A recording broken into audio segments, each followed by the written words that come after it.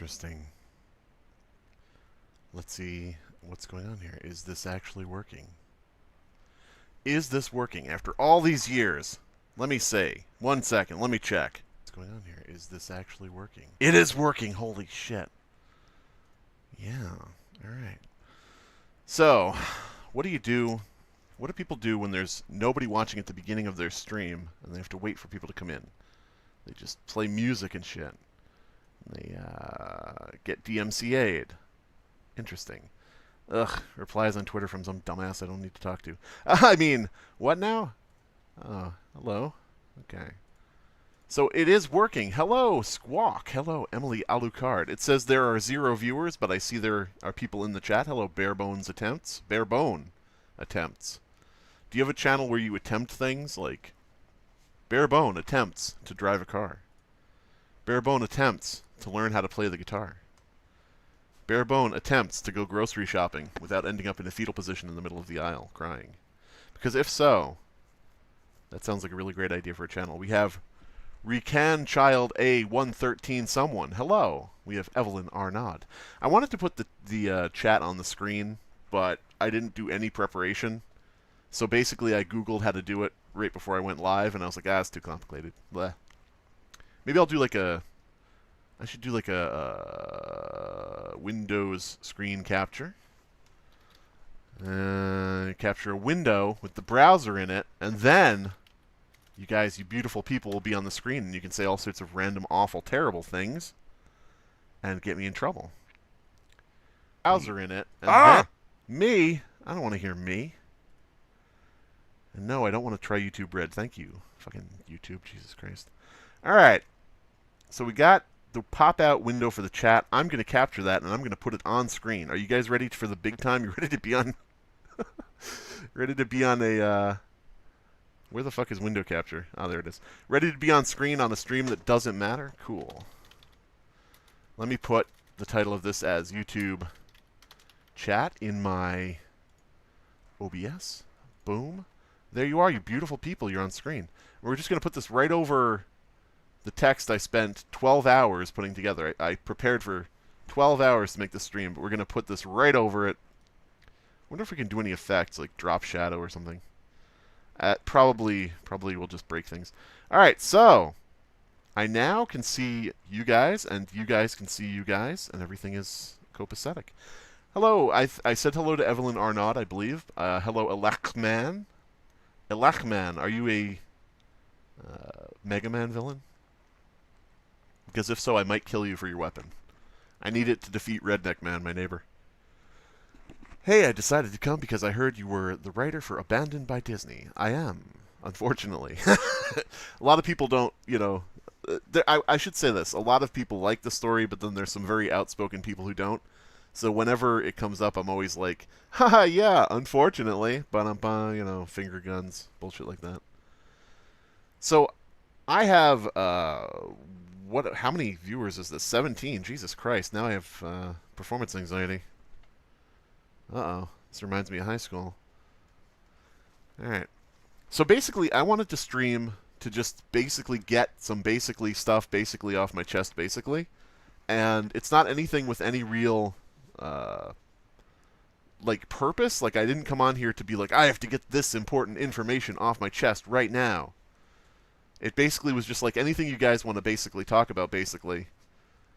And, you know, I'm sure you'll hit on some things that I want to talk about. Now, this shouldn't be like pressure for you guys to come up with topics for me to talk about. I put some topics in the title that I thought probably would come up, but yeah. I wonder what happened to Purity Sin, says Electman. For anybody who, I don't know why I'm reading the name when it's on screen. Hey, thank you, Elizabeth, oh, Jesus Christ. I immediately slaughter your name. Thank you, Elizabeth Bollinger? Either way, I said it both ways, so I'm right some way. Thank you for subscribing. Yeah, that was insane that with the Glarer, for anybody who doesn't know, is a person on YouTube who does videos about certain events in certain communities. And there was a live stream about this Truthy Magoo dude who's in my title, and you may be wondering who that is if you're like a regular to my channel. You don't really know because I haven't spoken about him on my channel. But I thought people probably would bring it up tonight, so I was like, I'll just put it in the title, let everybody know it's okay. You don't have to be like, gee, should I bring that up? Whatever. Barebone attempts to get a DMCA. Oh. Well, I would say you probably are 100% successful on YouTube. You could sneeze and someone will claim it because there's a sneeze sampled in like a Lil Wayne song. Lil Wayne in the club, that's you. All right. Emily Alucard, my dude, you say basically like I say, like I say, want to give you a high five virtually in game. Yes. All right. So for anybody who is a person who just comes to my channel and isn't like from searching the keywords in the title or whatever, fuck, where do I start? So there's this dude, a narrator on YouTube called CreepsMcPasta, and there were allegations about him. And Truthy Magoo is basically someone who was involved in that by way of inserting himself into the drama. And yeah, so if you are confused about what the title is about, I just figured somebody might ask about him. Recon Child, I'll just call you someone for short. I heard that the new Five Nights at Treasure Island was released. What's your opinion on that? I am happy that people are enjoying things. I am happy when people enjoy the stuff I write. I'm happy when people enjoy stuff based on stuff I write. The only time I'm unhappy is if people, you know, like steal stuff. Like they say they wrote something or they came up with something, or if they're like, you know, causing some kind of drama or problem where I'm like, why do I have to step in now and be the bad guy and say, please don't do that in the name of my story? That's the only time I get, you know, kind of mad about stuff. So I appreciate people who make games based on my work. I love them. I probably should at some point play the new Treasure Island game. I played the original back when NArt was doing it. And doing it well. And yeah, so I like the fact that people do that. And I'm glad somebody... a lot of people have taken up the mantle of working on it, like in various unofficial and quote-unquote official releases and spin-offs and things. But I'm glad somebody has taken over, like, you know, we're the real deal, doing the real thing, the real game is back, you know. I haven't seen anything about it much yet. I have been, like, DM'd and, you know, sent stuff about it. And I don't know if the people working on it, I don't know who they are or much about them, you know, in terms of, like, their greater lives in the world. So I don't want to be like, I fully endorse these people, give them all your money. But I do appreciate that they're doing that. All right, what do we got here? What is your favorite part of I Hate You? I Hate You, for anybody who doesn't know, is a story that I wrote that was a satire of haunted video game creepypastas, which have a lot of cliches in them and a lot of funny stuff. Just, you know, that people pass off as, like, straight horror.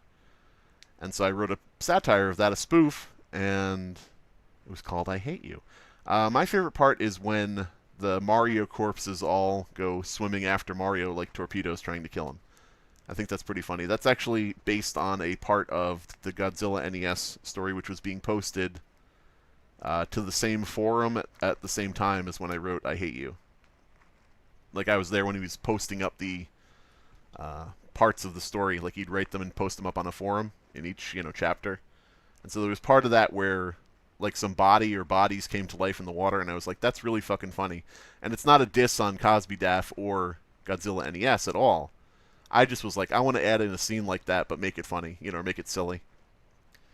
Purity Sin is still active, but she doesn't do Five Nights at Treasure Island anymore. Last I saw somebody, you know, because every so often someone brings up Purity Sin. This is a person from my past, I guess, or I don't know, that seems kind of dickish to relegate someone to being a background character in my story, but in the past, they took over a Five Nights at Freddy's style Abandoned by Disney game based on my story, and they kind of caused some drama and shit, and ended up, you know, quitting and all that. So last I heard, somebody told me that she was doing, like, adult games on some streaming service or something, like porn games and shit. Like, playing them, not making them. Kitty Sandoval. Any moderators? There's a creator who had Truthy on her... Any moderators? Oh, I don't think I actually have any moderators. Uh-oh! Oopsie! Everybody shout fuck in the chat. No, don't actually, because YouTube will ban you, not me. Any moderators? There's a creator who had Truthy on her panel and was extremely knee-deep with the whole situation. Please email her. She wants to talk to you tonight. She wants to talk to me? What? Really? Let me just scroll down to make sure. I'm looking at the chat in, like, the studio panel, so I'm way behind. Oh my god, I got a super chat, $5 from Emily Alucard. Thank you for your stories and creepypasta community coverage and podcast. Thank you for the $5. Jesus Christ, I didn't think I would actually... This is what everybody says. Everybody on YouTube is like, wow, I didn't think I'd see as much support. I never thought you'd send me money. It's like, why'd you enable super chat if you didn't think anybody would support you? I have super chat enabled from back when I streamed. Like, I think the last time I streamed was 2018. So I really actually am legitimately surprised, and I thank you for that. I am behind in the chat. Like, way, way, way behind. So fuck me, I guess. But yeah, I don't... Somebody wants to talk to me tonight. Well, I would hope that I'm not going to ruin that by streaming and miss it or something. Your chat overlay isn't updating, by the way. Fuck! What?! It's not updating. Are you kidding me? Seriously? It's updating on OBS now, but that could be just because I tabbed out. Do I have to keep this, like... I have to keep the chat in the forefront, don't I? Oh, I am so sorry, guys. I have to keep the chat in the forefront of the entire thing, don't I? Oh, no. Okay, so I'm sorry about that. I was looking at chat in the studio. I guess I have to have the chat, like, you know, in the foreground at the front of my browser, at the front of my PC, for it to update on OBS. Sorry about that. So yeah, you can see how far back in the chat I am. Jesus Christ. Bunch of us here from Chrissy. Well, thank you for coming over. And Chrissy, if they see this or are seeing this somehow, I apologize if I miss anything. I just wanted to stream tonight and do a little bit of... I haven't streamed since 2018, as I mentioned, so this is kind of like... If I quit now, what does that say about me? All these years later, I streamed for 10 minutes. All right, I'm going to copy that email address. You'll be able to see me copy it on screen. Look at this. I'm selecting it. I selected it. I copied it. I got it. It is now mine forever. She knows that the majority of the creators who were friends with him were blowing you off. Oh, yeah, yeah. Okay, so... Just a quick thing, because I'm way behind in the chat. I wanted to discuss things at length, but now I can see I'm going to be jumping topics a lot, which I didn't expect, which I thank you guys for actually being here and watching this. But the fact that there is so many of you talking in the chat means I have to skip topics a lot to read and catch up with what you're saying. It's not a bad thing, it's just a different thing from what I expected.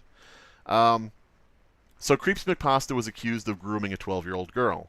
Boom, drop that on you like a grenade. There was one dude who was defending CreepsMcPasta, which was a YouTuber named Truthy Magoo. Great name, right? Truthy Magoo. Never believe labels. Never believe what's on the package, okay? Don't judge a book by its cover. Truthy Magoo posted a comment on CreepsMcPasta's response video in which CreepsMcPasta lied about a lot of stuff, as proven in previous videos I did. And Truthy Magoo was like, I know you didn't do this, CreepsMcPasta. Contact me, please. I am probably the only friend you have in this, and I'll, wow, I just know you're such a good guy. And I'm paraphrasing, but he was, major league dick sucking on CreepsMcPasta because he has a large subscriber base. Anyway, Truthy Magoo got like the pinned comment on that video, so he got a lot of subscribers and a lot of traffic from that based on the fact that CreepsMcPasta's video got, 400,000 views or whatever the fuck.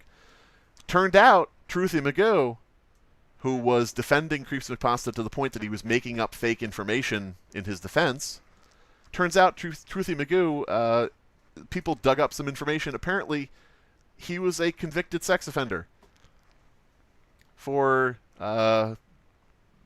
dealings with a girl under 16 when he was in his 20s. This Truthy Magoo guy. So the guy defending the accused groomer was, in fact, himself a groomer, according to documents that have been shown. Now, I'm not going to say they're absolutely valid documents, because I don't fucking know. I didn't send for them.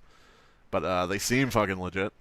And so this Truthy Magoo dude, in light of this, in light of being exposed for being a groomer himself, faked his own suicide. Yeah. Faked his own suicide, had it posted up that he killed himself. And he didn't, and he's been on live streams since saying, it wasn't my fault. Which it was, completely. No, there are no mitigating factors. There are absolutely no mitigating factors in that case. There's no excuse. There's no reason. You don't tell people you fucking killed yourself and drive other people to possibly consider killing themselves that were your friends and things like that. Anyway, so that's the Truthy Magoo thing. If you want to talk about that anymore, you'll have to post it in chat because I got to move the fuck on because I went on too long there. Banned by Disney is my #1 favorite creepypasta. Thank you very much. For every person who tells me Abandoned by Disney is shit, I just take solace in knowing that there are 20 more people like you who like it. So I appreciate that. I like, a lot of people, it's easy to say when you don't like something. I appreciate people who say when they do like something. Critics, and people who review things, of course, they're not going to like everything, and if they don't like something, that's a valid point, that's a valid concern. They usually have valid reasons. Not saying you're supposed to love everything. Not saying people are bad for disliking anything, my stories or whatever. But it's very easy to say when you didn't like something. Not many people say when they do like something. Like you hear a song on the radio and you like it, you don't really tell anybody. You hear a song on the radio and you think it's trash, and next time you hear that artist's name mentioned, you're like, no, that person's trash, because it's easy to say things you don't like. Hello, Olivia. Chris sent us over, says Kristen. Christy, thank you. Or Chrissy, thank you. God damn it, I'm fucking everything up. Save the drama for this, mama. Hello. I know you didn't say hello to me, but I say hello to you, so there. Hey, lol, we are here. That girl. I'm here via Chrissy. Here to support Slime. Well, thank you very much. This will sound like another thing of like YouTube bullshit, because YouTube is full of so many people who just will say whatever sounds good in the moment, but I literally, legitimately did not know and did not expect anybody to send anyone over here, so I'm thankful for that. I don't really know any of the people involved in this, stuff, and, covering it or discussing it, or, even the people who were, like Truthy himself. I don't know him at all. So I am thankful and I am surprised. In a good way. Everybody's saying hello. My God, it's a love fest in the chat. Oh, it's disgusting. We are all here to support you. Thank you. Yeah, somebody mentioned previously about how, I guess Chrissy mentioned something about how people in the community weren't supporting certain things in light of this Truthy Magoo thing. That's another thing that surprised me, is that Truthy Magoo dude, and his name is so fucking stupid it hurts to say it, and I have to say it so much now if I'm talking about him. But he was instrumental in helping a lot of people ignore the victim in the CreepsMcPasta grooming event, or accusations, whatever.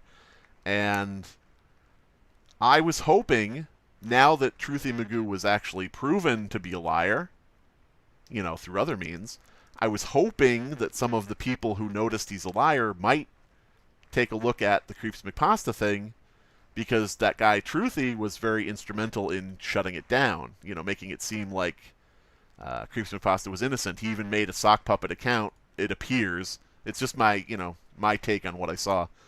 Made a sock puppet account to say, yes, I know this is fake, and I have evidence it's fake, and the evidence never came forward. Meanwhile, that sock puppet account was only talking to Truthy and ignoring everybody else that talked to it. It's like, okay, I wonder who this could be. Only talking to one guy. Only responding to him. But yeah, he was instrumental in shutting down the CreepsMcPasta thing, so when all this stuff came out about Truthy Magoo being a groomer, being someone who faked his own suicide, being a guy who allegedly was trying to take money from GoFundMe that was for a subscriber of his, I was thinking the people around him might like to take a look at the CreepsMcPasta thing to try to set right what Truthy Magoo set wrong. But none of them did. So far.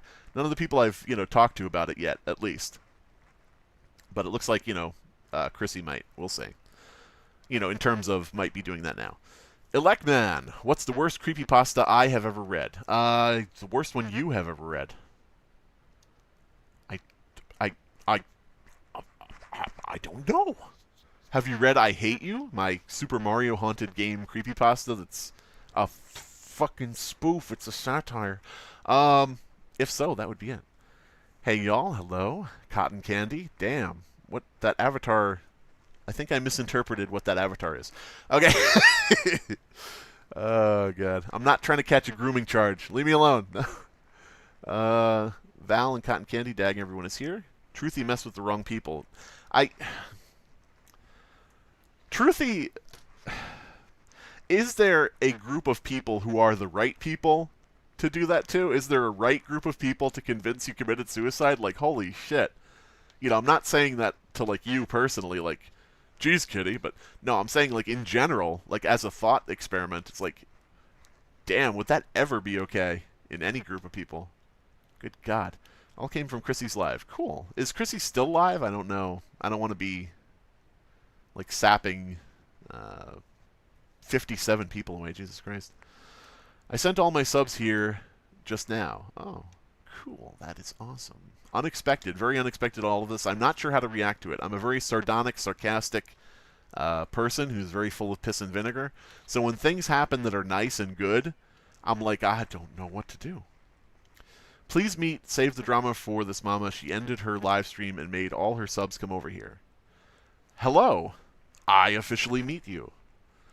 If you want to email me, my email is chwolf@gmail.com, chwolf@gmail.com. You can DM me on YouTube. You can DM me on Twitter, which is Tormentalist, like the word tormental and mentalist combined. I'm pretty reachable just about anywhere. So I have the email address I was given earlier. If anybody wants to email me, go ahead and do it. I might be an asshole. I don't know. It depends what you email me. If you email me and say, hi, I'm eating German soup, you know, I'll be like, okay, I don't care. Thank you for the information. But, yeah. We need to do something about him. Well, here's the thing, Heather. I very much appreciate that, and I would agree with you if not for the fact that I think Truthy fucked himself up. I think he destroyed himself. I think he did so much. Like... I think he really KO'd himself. He one-punch manned himself off the face of the planet. Like, I don't know what do we need to even do about him anymore? What? I mean, we could just draw a dick on his forehead at this point. That's the only thing left to do to him that would make him any more ridiculous. I don't know. Dude said he was going to call the FBI on me once. I was in the comments, I think, of one of my own videos. In the comments of my videos, that Truthy Magoo dude was popping off. And I was like, something like, ah, fuck you, dude, you know, go to hell, whatever. And he replied with, I've called the FBI. We're scared. And I'm like, of an argument in a YouTube comment where I said, like, fuck you or something? Like, he just was nuts. He was just not above using whatever tactic he could to try to shut down and shut up other people. Using his girlfriend, like, you know, we're scared of you. We're scared of you. We're calling the FBI. You better stop arguing and disagreeing. I'm like, Jesus Christ. Have you ever heard of Has Been Hotel? I've heard of it. Not sure what it is. Is it a browser-based multiplayer game from the 90s? No, wait, that's Penguin Club. I don't know. Has Been Hotel, is that an anime? I don't know. Is that like one of those adult movies? Welcome to the Has Been Hotel. God, what would that be? That would be like really old people. Like, I don't want to even think about that. No mods. I like this. Yeah, no mods. Fuck mods. Mods suck. I don't think mods actually suck, and it's not. You know, my position isn't actually fuck mods, but I just didn't prepare for this at all. All right, Chrissy, she's here. Hello, Chrissy. Wait. Oh, are you KT? I don't know. I might be missing something here. I might be Chrissing something here. Yeah. Okay. I think I'm confident in my assertion, in my belief. All right. Hello. Welcome. Mods, yuck. Oh, Chrissy has saved the drama. Oh, okay. So this is what I get for not connecting with anybody and not knowing anybody, and generally being a loner shut-in who's antisocial and incredibly toxic. We are here to help you in your plight to get something done about Toofy. Yeah, Toofy is a good name for him. I want, basically, here's what I would like to see. This Truthy Magoo dude turns out to be a pedo, allegedly, according to court documents or whatever. I don't know what am I supposed to say? How am I supposed to qualify that? Fakes his own death. allegedly tries to take money from a sick person who needs money, via GoFundMe. And I think everything that he's basically said or supported, I think it needs to be like gone through and like refiled, as it were.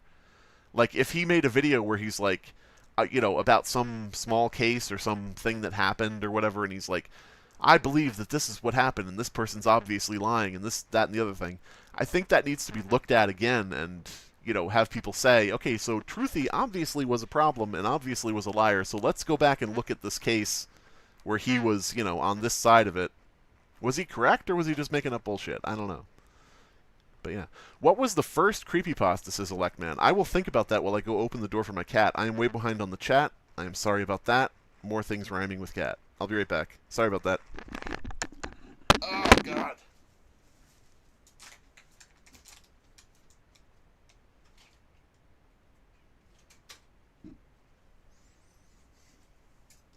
All right. Sorry about that. Okay, so you know how it is with cats. If you have a cat, scratching at the door and screaming, wanting attention because they think that you're talking to them. You think I'm talking to you? I'm way behind in the chat. I don't have time for this. I really am being a bad streamer, being a very bad streamer. This is why there are people who only read super chats in their streams, and this is part of why. But I don't want to like ice people out, like cut people out who can't do that. So I'm like, I want to read everybody's things. First creepypasta, the Book of Job. I don't know. Some people would say like Slenderman and stuff like that. Slenderman wasn't actually a creepypasta. He was a character created in an image contest, but people still equate him with creepypasta. So I would say Slenderman, even though he's a corruption of the idea of what a creepypasta is, which is a horror story and not, an image of a character, I would say if you allow him to be part of it, he would be probably the first well-known creepypasta. He would probably be, he's definitely probably the most well-known now, but like I would say he's probably the first mega popular creation to be considered a creepypasta, if that makes sense. Alright, we are new here. Hello, welcome to this horrible channel, where I'm way behind. Okay, yes. Really, Slime? OBS? Yes. Groknar, Orcish Warrior, here to sue. I remember you from previous streams. Pre-2018. What's wrong with OBS? I don't know. OBS stands for obviously bad streaming, I guess. Now, OBS is the program I'm using for anybody who actually, doesn't know what that is, which is fine. Jeff the Killer is the only good creepypasta, to be honest. We're going to scroll past that. This guy is hilarious. Oh, now that's a message I like. Thank you very much. Anybody remember Twinkle Phoenix? Oh, Twinkle Phoenix. I remember that person. That was, for anybody who was here for the thing, there was a person called Purity Sin who was, Purity Sin is somebody from my past and drama, stuff that was going on around my work and things. Twinkle Phoenix was somebody who supported that person who was like a, yeah, this is sort of a phenomenon I've noticed in the YouTube community. What you'll have is a person with a moderate audience. Like myself. I have a moderate audience. I have a small audience, a smaudience, if you will. But you'll have somebody who has a moderate audience, which is respectable and, whatever. But they'll have a moderate audience, and then they'll have 2 or 3 other YouTubers who are like, we're the supporters of this person with the moderate audience. And it's like, it's cool if you're doing your own thing, and it's cool if you're, living your truth, as they say. It's cool if you're doing your own channel and you're like, I'm friends with this person, or I admire this person, or whatever. But sometimes, every so often, you'll see a YouTube channel, which is a small YouTube channel, and it'll have like 2 people who are like, we are absolutely this channel's sycophants. We are the minions of this channel. Ooh, this channel is always right. Anyone who goes against this channel is demonic and evil, and we must protect them. Sort of like, I guess, YouTube simping, I guess. I don't know. I don't know. But it seems odd because it's always with small YouTubers, or smaller YouTubers. Like, you don't see fucking Jacksepticeye, Markiplier, PewDiePie, you don't see them having people that are like, you know, they're in millions of subscribers, and then you have like a 500,000 subscriber YouTuber who's like, I am PewDiePie's minion, I will do and say whatever they want. But, you know, small YouTubers always pull that in. It's very strange. I don't know what that phenomenon is, but so Twinkle Phoenix was somebody who sort of was like a supporter of Purity Sin in the beginning, and I don't harbor any ill will toward that person. I think they just, you know, it's one of those things where you just hear one side of things and, you know, whatever. That's cool, do what you need. I already did it. I had this muted. No! No, you muted it. Friendship over. Truthy lies. Truthy, oh my god. This Truthy Magoo dude, I wish he didn't delete his YouTube account, because I would show you guys him talking to himself under another Sock Puppet account. Meanwhile, everybody else is trying to ask the Sock Puppet questions. Sock Puppet is ignoring everybody and just replying to Truthy throughout the entire comment chain. It's like so obvious. Like, why would you just talk to that one dude out of everybody? Everybody hit that like button. Hit that like button! Like, comment, subscribe, buy the merch, buy the t-shirt, wear the t-shirt in a photo, send me the photo. You could win 5,000 V-Bucks or Roblox Cash, whatever you want, whatever format. Don't actually do that, because I shouldn't say that, because I do actually have merch in my store from like old stuff on my other channel, and I don't have any V-Bucks or Roblox Cash. What are they called? Robux? I don't know. Truthy has a nasty past. Truthy has a nasty present. We could just hope that Truthy has a nice future. We can hope that maybe, you know, because nobody is above, or nobody is below, you know, figuring out that they're an asshole and changing. I mean, it's like the classic Ebenezer Scrooge shit. You know, hopefully Truthy Magoo in the future becomes like a, maybe he becomes a missionary and he goes to other countries and cures diseases. I don't know. And now the cat wants out of the room. I'll be right fucking back. Out of curiosity, why is the Fearfic podcast not being updated on Spotify? I will be right back and I will answer that. I swear I will answer that. Oh, God. Kitty. Oh, my God. Holy crap. Cats, am I right, ladies and gentlemen? Cat humor? So the Fear Fiction podcast is a podcast I do with two other dudes named Abysme and Dead Palette, and there has been lately, I think starting last month, there was sort of a, how would you call it, like a private concern, you know, with one of us. It's nothing like you guys should be like, oh my god, what? Oh no! You know, don't, just relax. Everybody calm the fuck down. But I don't know why I'm pretending you're so livid. But there was a private matter that basically needs to be resolved before we can move forward with all the, you know, humor and joking and being, you know, silly people together. It's not any kind of interpersonal disagreement. It's not anything that you have to worry about in any of that regard. It's just some private stuff. Chantel Giertsema? I hope I pronounced that right. I can't imagine I did. You mean Lyrie McGoo? God damn it. I got suckered into reading that. Yeah, that's true. Have you seen Truthy's charges that's recently been exposed? I saw the file, the document that was about him being... about him having an inappropriate relationship with a person under 16 when he was in his 20s. So yeah, I have seen that. Falsy Magoo, true. You should stream more often. I think you're entertaining and funny. Well, the problem is, I'm only entertaining and funny right now because I haven't streamed since 2018, so it's been building up. All the funny has been building up. All the entertaining has just been sitting there like silt in my gut. And now it's all coming up. You know, it's coming out. If I did this every day, I probably wouldn't be entertaining and funny. I'd probably be really boring. I'd be like, oh, I'm so tired. Why are you people watching me? Either that or I'd be playing Fortnite. So he's McGooing. Ugh.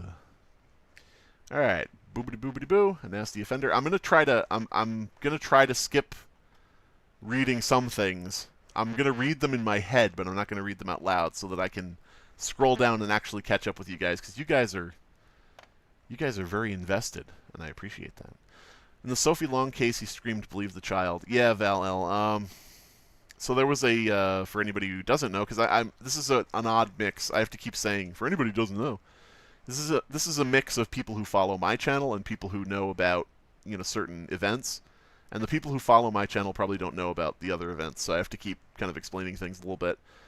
Sophie Long was a child that, let me say, was at the center of a controversy, the center of some drama, whatever you want to call it, some criminal things. And Truthy Magoo was on the side of the child, saying, "Believe the child, always believe the child, believe the child, always believe the child."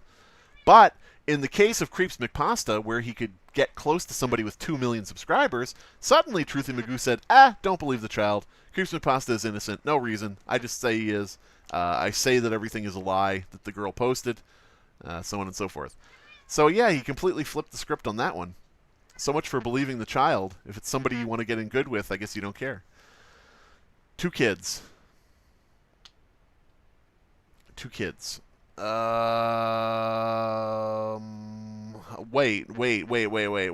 Are you saying that... Now I lost it. Oh, fuck, now I lost it. 2 minors. Oh, God. So you're saying Truthy Magoo has two of these things on his, You're saying he has to knock on everybody's door and introduce himself as a sex offender twice, essentially. Knock, knock, knock. Hey, it's me, Truthy Magoo. I'm your neighbor. I just have to tell you I'm a sex offender. Okay, bye. Knock, knock, knock, knock. Hey, it's me, Truthy Magoo again. Just have to tell you I'm 2 times a sex offender. Fucking hell. Well, I didn't know it was 2. I thought it was 1. Okay, so it's not that... I want to say it's not that 1 is any better, but 2 is worse, definitely. I don't know how else you can frame that. Huh. I mean, it's hard to even put that in tiers, like in levels of depravity. That's odd. He didn't have to register. Oh, he didn't have to register, so he didn't have to knock. Well, that fucking sucks. Oh my god, are you fucking kidding me, Cat? Come here. You're not leaving the room. I'm way behind on this chat. Cat, do you not understand how live streams work? No, I don't. Okay. What a piece of trash. Oof, oof, oof, oof, oof, oof. As always, I have to stipulate, I don't know if there's any, any possible wiggle room of anything being mistaken. I think he admitted to it, so... But I have to be... I want to pull myself back from what I would really want to say about someone like that, because I'm like, don't get yourself in trouble, Slimebeast. Okay, But yeah, you guys can probably imagine what I want to say about someone like that. Alright, lying through his toothies, yeah. He allegedly stole money from a GoFundMe for a sick woman. Yeah, I saw that. That was sort of why he came back. This Truthy Magoo dude who faked his suicide, he came back only to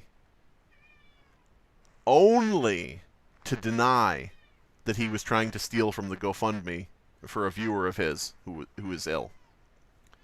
Only to say he didn't try to steal. Not to tell people he was actually okay. Not to apologize or explain why he tried, I almost said tried to kill himself. Faked trying to kill himself or killing himself. None of that. Only to say he wasn't a thief. Pedophile? Mm-hmm. Liar? Fraud? Mm-hmm. But thief from GoFundMe? Never. No, not me. Liar McPoop. God damn it. After hearing about the purity scammers, I can say I'm shocked that a team that is so rude and pretentious that they can lie about you and going from praising your story to now calling it bad. Yeah, creepypasta mouse. That, this fucking cat. That, purity sin person and her mother and her hangers-on. Again, that thing where you're moderately successful, and so you get, like, people who are like, we're your team now. We're gonna do your bidding. Essentially, they were like, oh, this game is so great. This game based on Abandoned by Disney is so great, blah, blah, blah. But after all the drama and everything, it's like, your story isn't even good. Your story sucks and is shit. It's like, that has no effect on somebody when they hear it all the time from people who are mad about something. Like, if you tell me, if we have an argument, and you tell me that my nose is too big, I'm going to just assume you're mad. I'm not going to go home and stare in the mirror and be like, oh my god, is my nose too big? I'm just going to be like, yeah, you're just throwing a fit. You're just trying to say whatever you can to try to hurt me. So when people do that, when they're like, your story's shit anyway, your writing is shit, I'm like, tell me that without the argument beforehand. Because that's what taints the whole thing, is you're just mad. Will Ella join the stream? Ella is joining the stream. Ella is right here. I don't know if she's going to talk. Yeah. That's it. That's all you get. She says, fuck you guys. You just get one meow. There was tampering with the account. He didn't actually steal her money. Yeah, somebody... I have to be careful in what I say, because, again, I don't want to, you know... I don't want to do the thing. You know, I don't want to do the thing. I don't want to step into the hole. But, you know, fall into the trap. But there was apparently activity that appeared as if Truthy Magoo was trying to get into the account to take the GoFundMe money. Let me phrase it that way so that I can't be sued. Every time Slime hears abandoned by Disney is someone's favorite pasta, he grows more powerful. You damn fucking right. I just heard it again, by the way, because you said it in that sentence. You said, abandoned by Disney is someone's favorite pasta, and I selected too much. So I heard it again, so now I'm even more powerful. What have you done? My 11-year-old is telling me about the abandoned by Disney thing. Well, that's cool. Your 11-year-old is pretty cool. But also, I don't want to talk to them, because I'm not one of those YouTubers. Keep kids away from me, because I ain't trying to, no. I'm going to sell merch. It's going to be a black t-shirt, and it's going to be white text, and it's just going to say, no. No. No. But yeah. Save the drama for this mama. I'm Chrissy. Oh god, am I that far behind? Oh my god. I want to read your flattering things you're saying, but I gotta go. I gotta move. If they're in a community where they support victims, yes, Kitty. If they're in a community where they support victims, it's a shame they won't help promote the knowledge of a groomer. Yeah, the people around Truthy, I want to give them the benefit of the doubt. Like, I don't want to be that person who's like, you get one shot and you missed. You know, I told you once and you didn't do it right away. But, yeah, I've messaged them a couple times publicly on Twitter. You know, some people who were talking about the whole Truthy Magoo thing that were friends with him. And I've been like, hey, you know, how about some support for this, you know, victim and the story that she's trying to get out? Absolutely no response. It's Mouse! Hello, Mouse. Hello, Ashton. Oh, wait, I probably shouldn't dox you. Wait, let me scroll you off screen very slowly because I'm very old.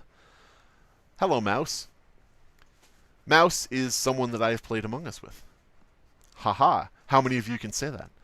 Heather and the Crippled Life. The Glarer introduced Truthy into our crime community.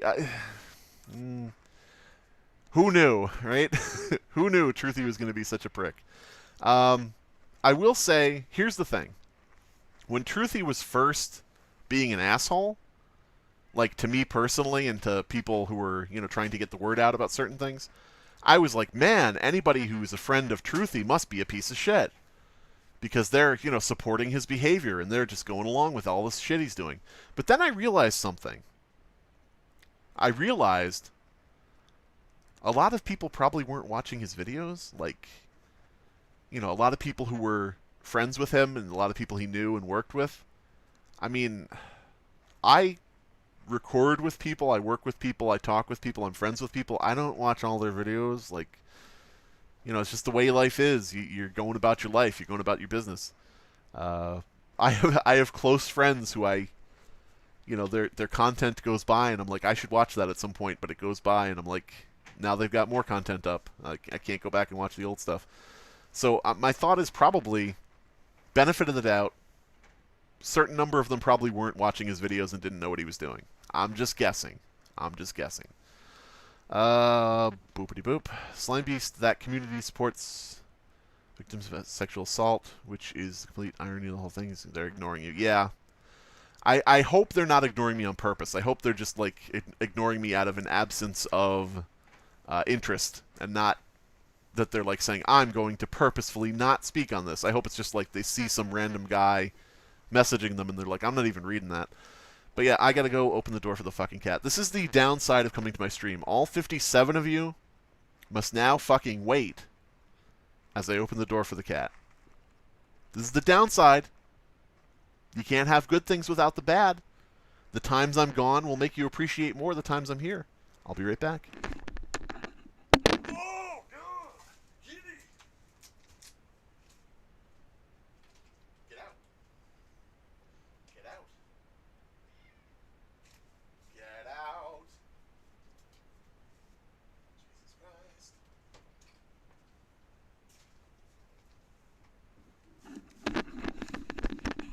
You ever have that thing where you open the door for the cat and they just kind of stand there and they look at you and you're like, get out.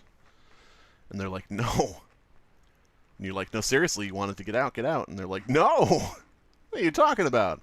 I didn't want to leave, I just wanted to make noise. But yeah, the cat left. Vince 12, Vince 12, a person who has been around me before. How do we describe our relationship? Jesus Christ. It's a dude I know. A dude I've spoken to before. He served his purpose in giving people the talking points they wanted to defend CreepsMcPasta, he being Truthy Magoo. They don't care about the person delivering those talking points. That's exactly correct. Truthy Magoo was basically a mouthpiece saying, hey, all you kids and all you superfans out there who don't want to believe that CreepsMcPasta could have possibly done this, don't worry, I'm going to say it's a lie, and you can just, take what I say and not ever look into it. And that's the big problem with that thing. That's the big problem with that guy. Oh, man. I think I said on Twitter today, the only thing worse than a pedophile is somebody who, how did I phrase it? Somebody who gives people an excuse not to listen about the pedophile. I phrased it much better on Twitter. The only thing worse than a pedo is somebody, covering up for them. But yeah. The Glare doesn't support Truthy. Cool. Not anymore, I would assume. Jesus Christ. Dude faked his own suicide. What the hell? By the way, I'm saying suicide so much. Twitch, goddamn. YouTube is going to hide this video. Excuse meow.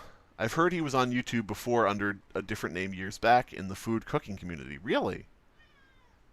Really? Wonder what he was called. What funny name could we make out of that? Cookie McFood. That's what a fucking awful joke. Jesus Christ. Okay, can we get hashtag Cookie McFood trending on Twitter? Oh God. Way to just torpedo the whole fucking stream. Not you, me. And pissed a lot of people off and left it some grand way too. Might be a rumor, but I heard that. I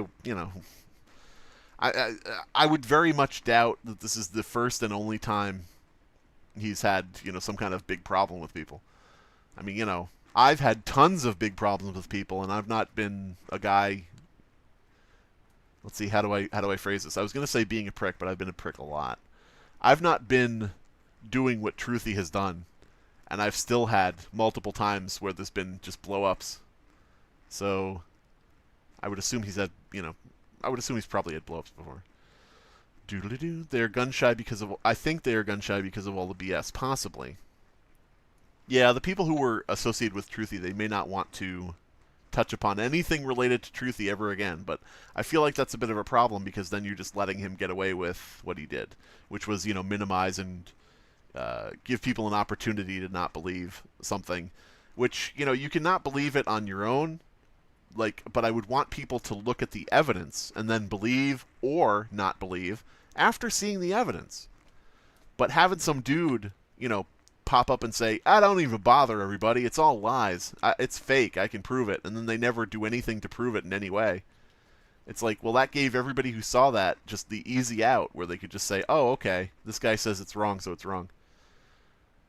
But, so I would hope that they would be, I would hope not, it's not just those people either.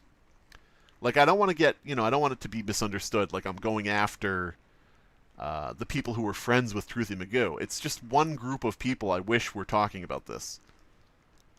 Like, there are so many people who make a career out of drama on YouTube. And I don't like to consider myself one of those people, not because I look down on it, but because I like to think I, also focus on like creative stuff that I enjoy doing. I don't look down on people who want to spread news about things, but I like to think of myself as, well, I'm not really, a news channel, an event channel, and, a drama channel, whatever you want to call it, because I try to do other stuff too. I'm like a variety, channel, whatever you want to call it. But I'm not just going after that group of people who were friends with him. I'm like, why is nobody talking about this at all? I don't like Keemstar.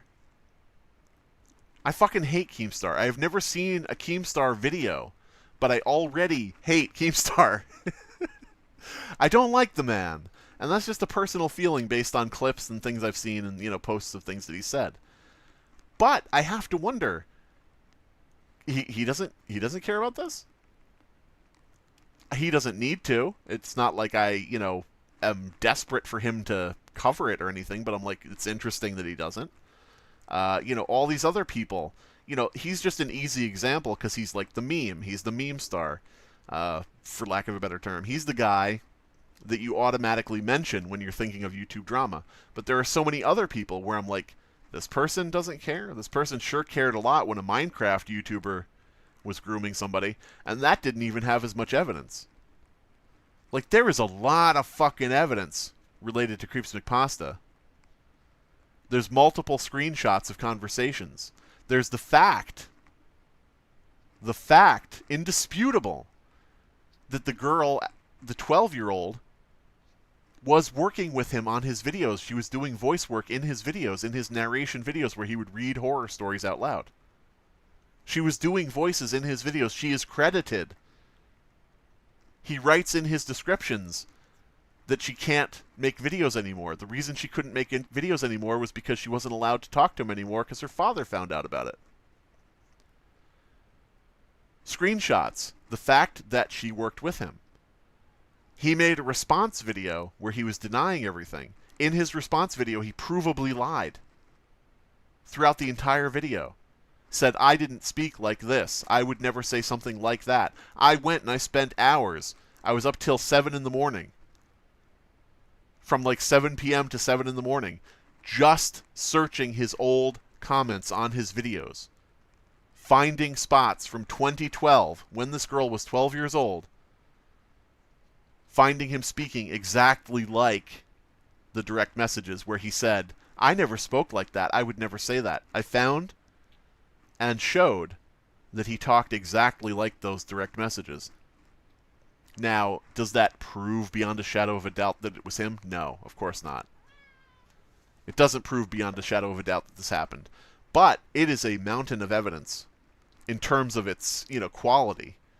And especially, it's a mountain, especially when you compare it to things like someone on Twitter said that famous Minecraft YouTuber asked them for nudes when they were 16.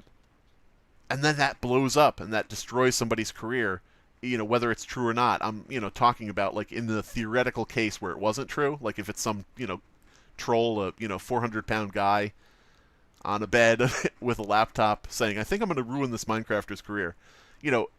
Presuming that's fake, somebody's career can get ruined because somebody tweeted once, I heard that this person did X, Y, and Z. And large YouTubers will cover that shit. And they'll talk about that. And they'll call this guy directly a pedophile. They will directly say, such and such Minecraft YouTuber and known pedophile, get him off the platform. Get this pedo in jail. Put him under the prison. He should be executed. They'll say some crazy shit. And I'm not saying I want any of that for CreepsMcPasta, but I'm saying that's what happens. And yet, beyond somebody just saying, this happened one time, or tweeting out, I heard that this person did this, we have somebody with 2 million fucking subscribers, which is 2 million fucking kids as far as I care. I know that's not the actual, way it shakes out, but there's a large percentage of viewers of creepypasta stuff that are underage, because it's a dead genre. It's a genre that's kind of infantile in certain ways. It's, it's basically like slasher movies, but, in horror story form, for the most part. You know, in terms of like your icon pastas, your Jeff the Killer stuff and things like that. So a lot of the audience is, unfortunately, young. So as far as I'm concerned, you have prospectively 2 million. Even if you just half that, say 50% of his audience are kids. Just 50%. That's a million fucking kids, prospectively, that could be reached. His views getting, you know, or his videos getting like maybe 100,000 views, 200,000 views, whatever. That brings the prospective number down, of course. But it's like, you're not going to talk at all about this dude with so much evidence against him, which includes him directly lying in a video to his audience. And keep in mind, evidence is not proof.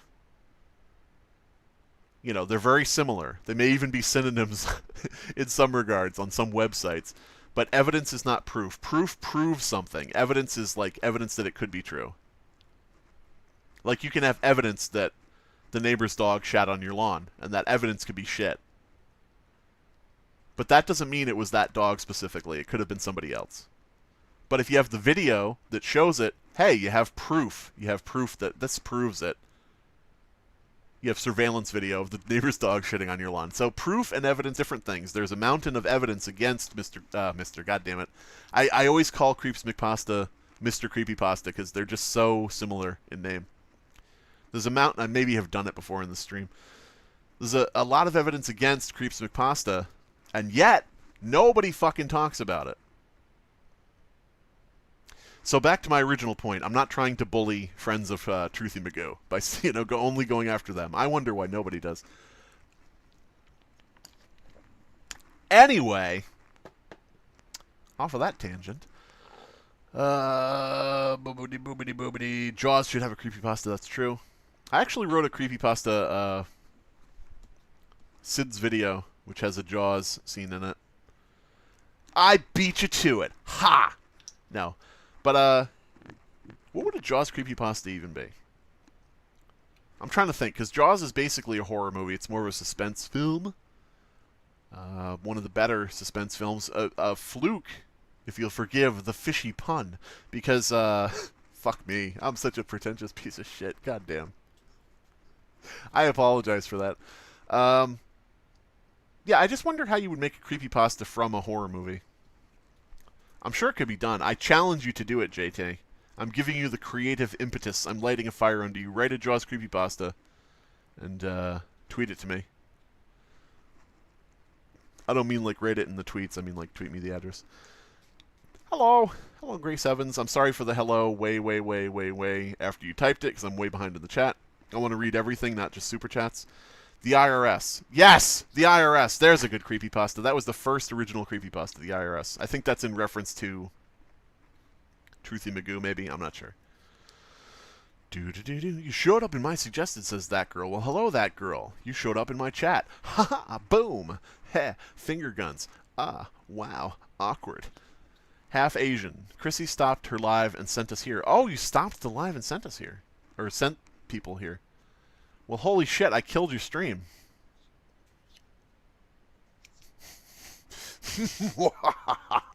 No man should have this much power. No. Well, thank you for sending people over. I should send people to Chrissy's channel. Can you guys... I guess, Chrissy, if you're still here, post what you can in the chat to direct people to your channel. Because I think YouTube automatically goes like, no URLs, no addresses, smack. But post what you can to get people to go to your channel that, you know, are here who didn't come from your channel, which is probably like 2 people. I officially meet you. Hello. Thank you for laughing. Hey, yeah, liked and subbed. Who let this nerd live stream? This is Abysme. Okay. Right here, this guy. This guy right here. Whoa, I actually selected it correctly. Holy God, I'm learning. I'm learning computer! Rebecca, get in here. I'm learning computer. Oh, wait, she's dead. Abysme is a dude who does a thing. Check out Abysme's channel, too. He's one of my co-hosts on the Fear Fiction podcast, which is on a different channel, youtube.com/fearfic. Haha. Who let this nerd live stream? I don't know. Who let you... Fuck. Who let you fuck? I don't know, Abysme. Who let you fuck? Owned. Slime, put a mic on Ella. I want to hear her opinions on this. She is... Where is she? Come here. The most I can do is pick her up and just let her sit on my chest. Yeah. Oh, there we go. Oh, there we go. Oh, there we go. I swear I'm not squeezing her or doing anything to make her meow. I'm not a Twitch streamer. Not yet, anyway. Yeah. Oh, now you're not going to stop? Uh-oh. Look what you started, Grucknar, Orcish warrior here to sue. I really don't like German soup for some reason. Oh, God. Am I that far back in the chat that you're just hearing about the German soup at this point? Oh, my God. Oh, my God. He threatened everybody with the FBI. Yeah, I could believe that based on just how quickly he did that to me. Where he was like, disagreeing with me on Twitter? Or on fucking Twitter. Disagreeing with me on YouTube? I'm calling the FBI. That's not a very good Truthy impression. He can't stay away. It will be a different name, but he'll be back. Yeah, he'll be back, I'm sure, but hopefully not in any circles that we know about. He's always calling the FBI. Tommy Versetti says, funny mouth face. A lot of you don't know what a funny mouth face is. Just accept that he is a true fan of yours truly. I think his girlfriend is cut out of the same cloth. I don't want to speak too much on Truthy Magoo's girlfriend, because essentially it's like, you know, I don't like him, and I don't really, you know, it feels weird talking about someone's significant other or family or whatever, but I really feel like I'm going to refocus it back on Truthy and say I feel like he uses her like a crutch. I think he uses his girlfriend as a crutch, like an object where he, on the live stream, for anybody just joining, Truthy Magoo is a guy who defended CreepsMcPasta, who is allegedly a groomer, and Truthy Magoo himself is allegedly a groomer, or a convicted groomer, and faked his own suicide once it was found out. Where was I? Truthy Magoo, I'm going to refocus it on him and say I think he uses his girlfriend as a crutch, because everything is not his fault because of her. Like, he'll say, I faked my death because, you know, X, Y, and Z, and my girlfriend. You know, like, I did this because my girlfriend posted it up. I got drunk and passed out, and my girlfriend got on my account and said that for me. You know, I'm just paraphrasing. I'm just, you know, kind of half making things up, but you get the idea of, like, everything is his girlfriend, her fault in every regard. Even to the point where, in my story about when he was calling the FBI, supposedly, because we were disagreeing in YouTube comments, he said, we're scared. Which is like, he can't just say he is. He has to bring in the girlfriend, like, you know, oh no, you know, you're scaring my girlfriend. Like, stop using that crutch, dude. You know, that's a person. That's a person, not an object for you to. And this is, I'm usually far from a person who says, treating women as objects in today's culture. You know, I'm far from one of those people who, you know, bangs on about societal norms and things like that. But dude is 100% using her as an object. She's an excuse to him and a crutch, and I really, that brings me back to the point of I hope that she, you know, finds greener pastures. Like, I don't wish her ill at all. For all we know, he's forcing her to do and say certain things. We don't know what that relationship is like. So I blame him for his actions, and I distrust him because of his actions, and I put the onus on him due to his own actions. And I say about her, I have no ill will toward her. Maybe she's not even, you know, having a choice in what she's doing. I don't know. Dude uses mundane Matt tactics. Oh God, remember mundane Matt? Hey everybody, like, comment, and subscribe. Turn off that pesky ad block. That's the phrase.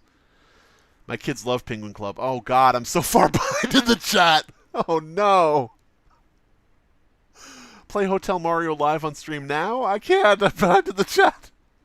Still waiting for the FBI to come get me. Well, half Asian? I don't know. Maybe they got the other half of you. Are you like the left half or right half? That seems like something the FBI would do. They just come in and we're like, we just want half of you. We want the half of you that typed this on the phone with your one hand. Which hand was it? Are you left-handed or right-handed? I don't know why. That makes no sense. It's a bad joke. I have a bat phone, so I can call the FBI directly. Could you imagine? Could you imagine a universe in which there's a Batman film and it's Truthy Magoo? Where are the other drugs going? To CreepsMcPasta. Oh, he has 2 million subscribers. Well, I don't know. I don't know now if I really want to go after him. In fact, maybe drugs are good. That turned from a Batman impression to like a impression of a dog, a friendly dog. I don't know. What's the male version of a Karen? A Truthy. Dude, Tommy Versetti really likes Funny Mouth. Funny Mouth is a creepypasta I wrote. He's memeing on it basically. Hello, Slimbim. It is I, Idina Menzel. I hope I said that correctly and not in a awkwardly sexual way. That was really weird how I said that. Of many other spectacular movies and plays you may know. Hello! Welcome. I liked that one movie you were in with that guy that did the thing. That was really cool. Who's your favorite VTuber? What's a VTuber? Oh, God. Wait, I shouldn't have said that. Oh, what's a VTuber? I don't understand. Hold on, let me get my landline phone and dial it on the rotary. Is there an investigation open into this creepypasta dude? No. I shouldn't say no. What I was thinking was in terms of like YouTube. I'm thinking of the superficial shit when I read that. Like when you say, is there an investigation open into this creepypasta dude? I'm thinking, well, no, nobody on YouTube or on Twitter or on any social media seems to care. But that, I shouldn't think that way because that doesn't fucking matter. What matters is the FBI is aware and the police are aware. Now, the thing with this creepypasta dude, CreepsMcPasta lives in Europe. He's traveled here a few times to the USA, but the thing is, his victim, allegedly, is in the United States, and he is in Europe. So, essentially, the problem is, what are you going to do? If you're the FBI, you're going to have the processes put forward to extradite a horror YouTube narrator from Europe to America to face charges that he groomed a 12-year-old in 2012. It's like,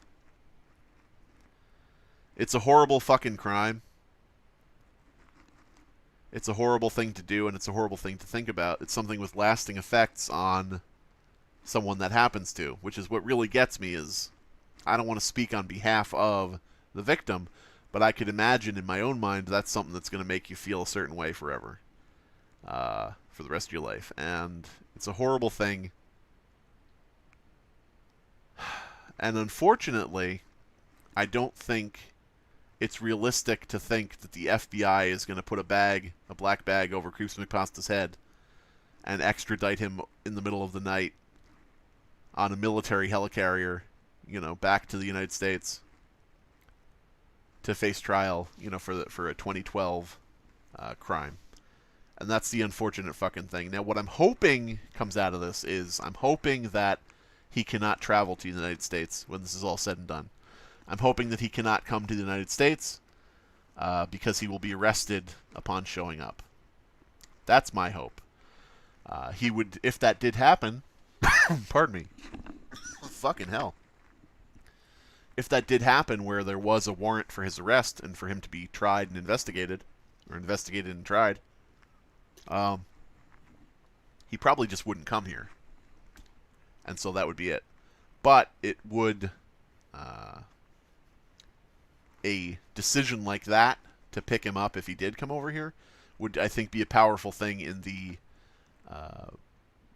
movement to make sure people don't just blindly trust him and, so on and so forth. If you have a standing order for arrest, that kind of says something to people about, don't, hey, maybe don't get into a DM conversation with him if you're 5. I'm just saying, maybe standing arrest order in the U.S. to be, charged and tried for child abuse and receiving child pornography, maybe don't let your 8-year-old listen to him on the tablet when you're in the grocery store.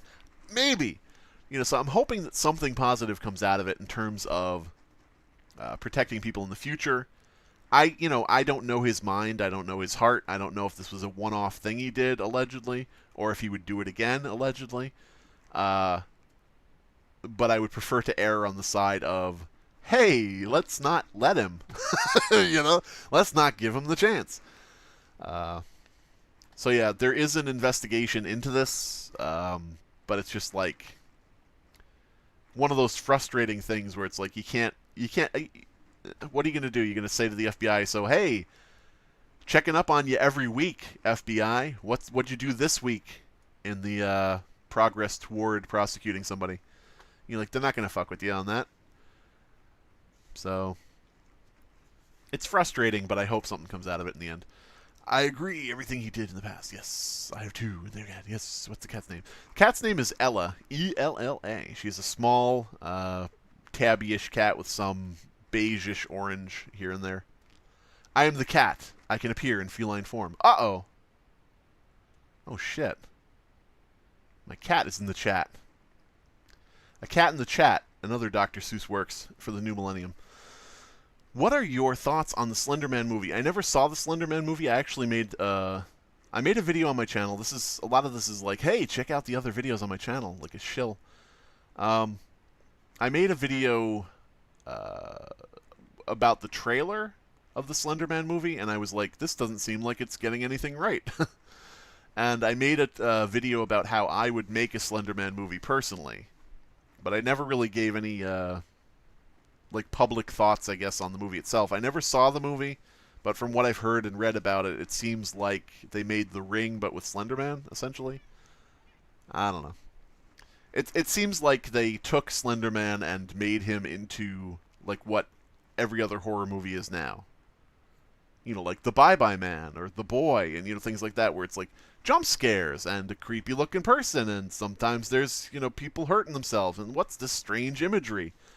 It looks like The Ring. Wow. There's all these images that are creepy. I just wanted a video about I just wanted a movie about a dude, kind of behind the tree line that looked weird. Slender Man just kind of standing over there, and the people are like, what's that guy?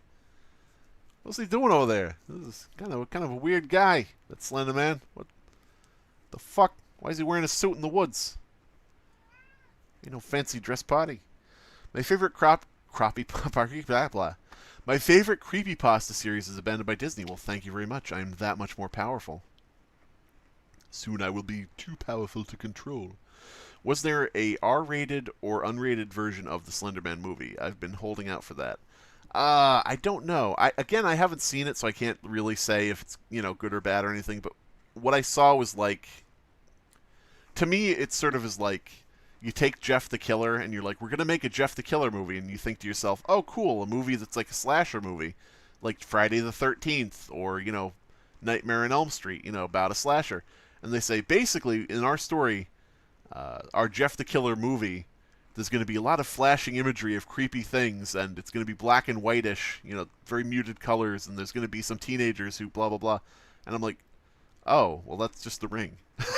Again. And I'm not saying it's exactly like The Ring. It's like the aesthetic, the look, the feel, the ringishness. That's what Truthy did with Tug. God damn it, I'm so behind. At some point, I'm gonna have to just skip to the beginning, or the skip to the end. How could I confuse the beginning with the end? I'm gonna have to just skip to the end of the chat and just go bankrupt on all these messages, which sucks because I want to read everything you're saying. Hey guys, could you be less people? There's something nobody has ever said on a live stream. Could I be less popular right now so that I could read the chat and make everybody feel special? Could I get like maybe 2 viewers? I'm not literally asking you to leave. I'm not being a literal asshole. I'm joking. I'm highlighting the stupidity of saying that. Totally butchered the creepypasta guy's name. Pedos stick together. Ugh, yeah. Did you see the charges on Truthy that came out 2 days ago? It was sexual assault. Yeah, we've discussed that a bit. I know. A lot of people are showing up and stuff, so it's not like you would know that. So it's not like, oh, we already talked about that. Don't you hate when people stream and they say that? Like, a streamer will be doing something and somebody will say something in the chat or in a super chat and they'll be like, yeah, we already covered that. It's like, motherfucker, motherfucker, not everybody's watching you from the beginning. Jesus Christ. Who do you think you are, dude? I don't think the Toucan's comment was about Truthy. Oh. Oh, it was. Oh.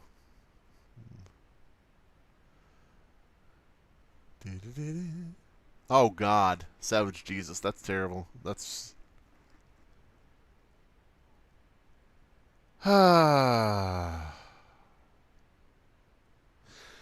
Would you think about doing a season 2 on the Disney Creepypasta series? I'm just curious. I actually... it borders on self-advertising, but I put a book up on Amazon, which I think is like $3 maybe, just to, see what people would think. I put up a book where I rewrote the original Abandoned by Disney stories. I made them, like polished them up a little bit, and I made them possibly a little more realistic. And I called it Dandyland, and I changed all the Disneyland stuff, to other words, to get around, the copyright stuff. Things like that. It's still at the beginning of the story says, some names have been changed to protect, the innocent, that type of thing. So you could still read it and know, oh, this means Disneyland. Oh, this means Mickey Mouse. But it's like, instead it's Lucky Lemming. So I rewrote it, and I actually wrote another story, which is in another book I put out.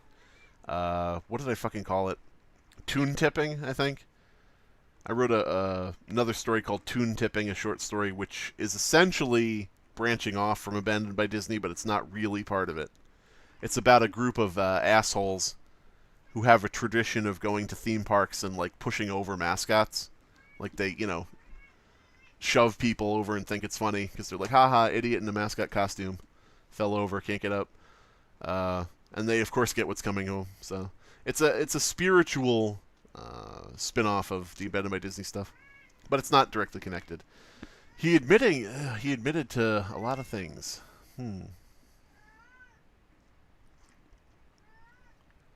Damn. Truthy Magoo, Truthy Magoo, Truthy Magoo. Truthy Magoo. I thought that was this creepypasta dude when they were talking about that. I am so confused. Okay, so CreepsMcPasta allegedly had a digital online sexual relationship, as much as you can online, with a 12-year-old, including nudes, which would be child pornography. Truthy Magoo is apparently, and I'm very guarded in how I speak because I don't want to fuck up. So I'm gonna say apparently and allegedly a lot, even if in my mind it's rock solid. But Truthy Magoo, the guy who was defending CreepsMcPasta on YouTube, apparently, as I'm learning tonight, had 2 kids that he was fucking around with. That's unfortunate phrasing, but you get what I mean. Messing around with, doing inappropriate things with.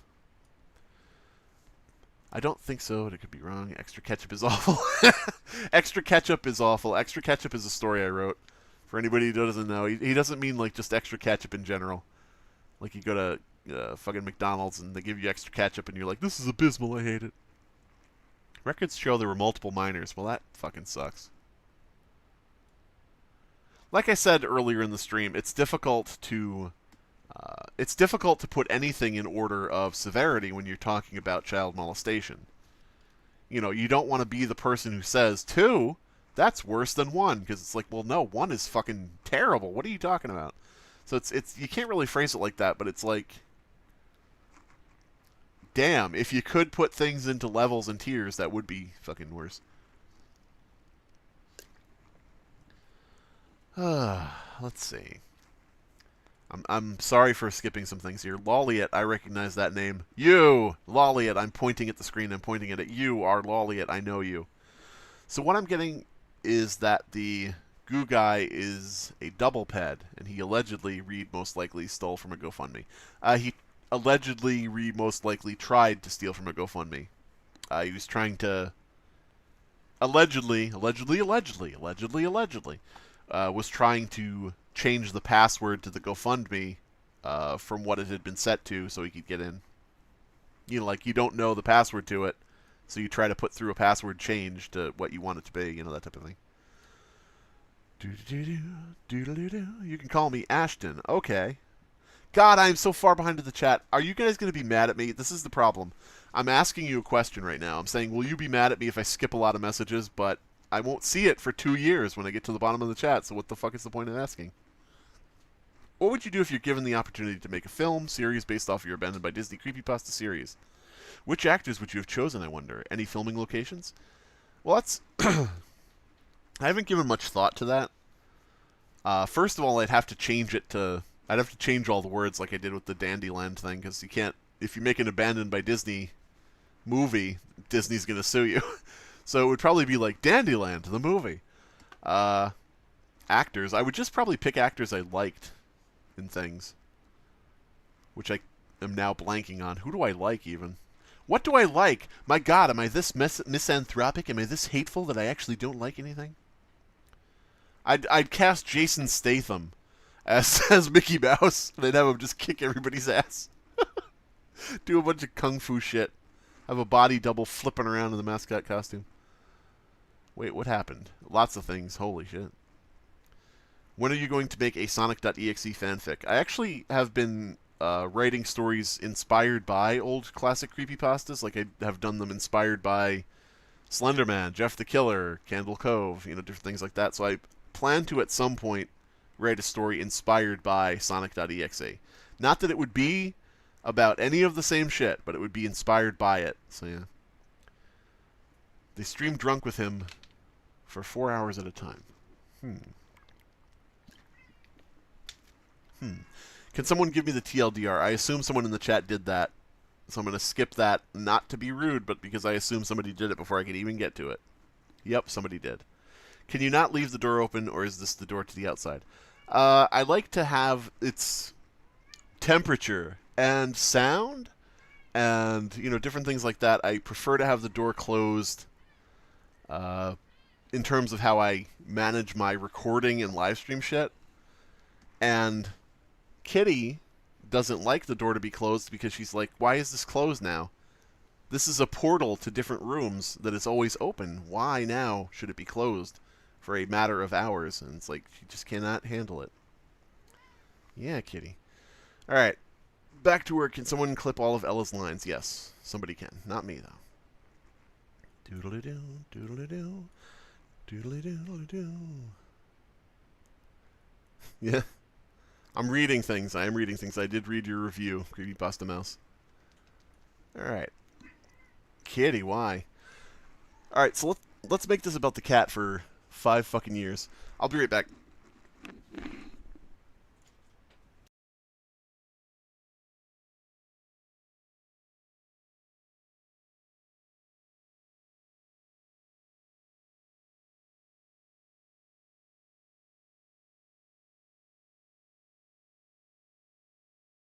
Alright. Ooh, defended this creepypasta dude. True. Slimebeast is the doomsayer of the creepypasta community. True. See, here's the thing. Oh, fuck, Doomslayer. Yeah, that's much better. I'll take that. I'm the Doomslayer. I thought you were going to say Doomsayer. You know, the person who, like, speaks of the end times and things like that. And I was going to say, I don't necessarily take that as an insult. Doomsayers can be right. You know, people can be right when they say, hey, you know, there's something bad coming. Doodle-doo, doodle-doo, doodle-doo-doodle-doo. True. Rorschach references. I see you. I dare you to do your best scary scary voice impression of photo-negative Mickey Mouse. Okay. Here we go.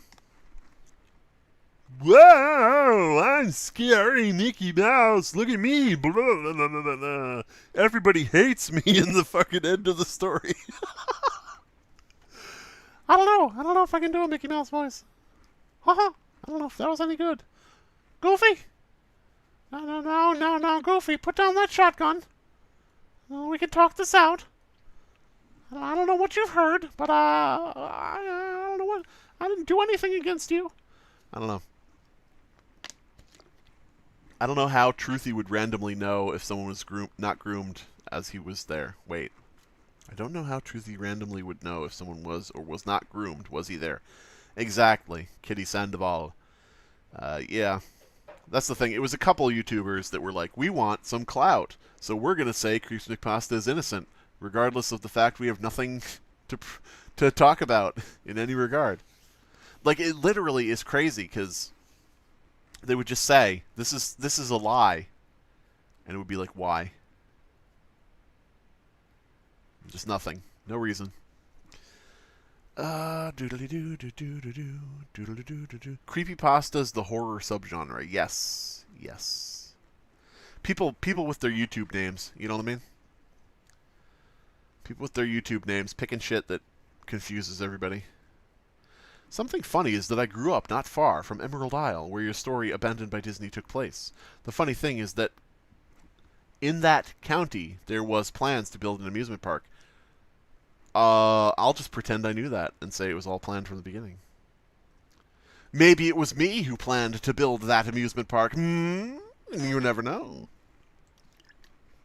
But yeah, Emerald Isle, I think, is like a 4-hour drive from where I am. I used to go up there, a girl that I was seeing at the time. A girl? Oh my goodness. Girl that I was seeing at the time had her family had a beach house up there, so we would stay up there sometimes. So I was like, this is pretty nice. I have good memories and a good opinion of Emerald Isle for several reasons.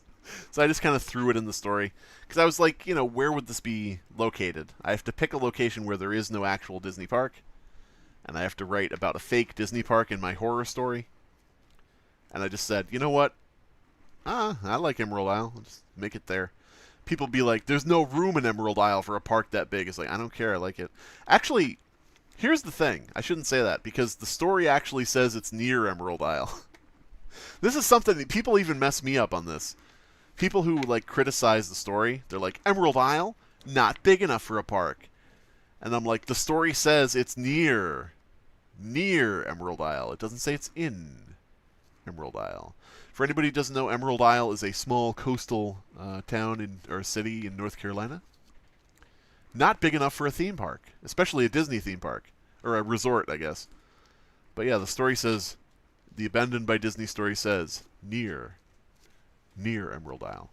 God, I am so far behind on the chat. I see things like this reference to Keemstar, and I'm like, oh my god, I was talking about that an hour ago. Oh my god.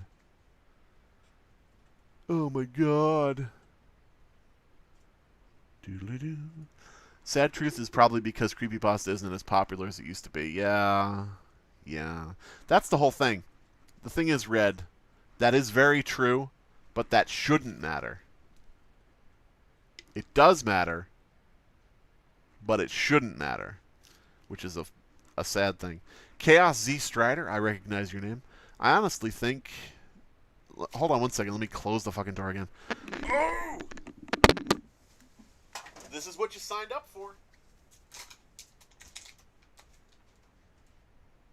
This is what you get on my streams. This is what you get on my streams. This is what you signed up for. Me loudly throwing down my headset microphone, and going to open and close the door. That's what you wanted. You all signed up for it. You specifically requested it. You filled out the form and asked for me to do that.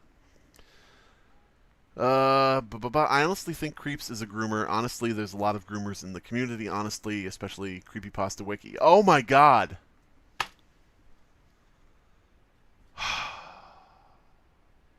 The Creepypasta Wiki. I wasn't sure if I was going to make like a video on this or whatever, but I think I'll talk about it anyway.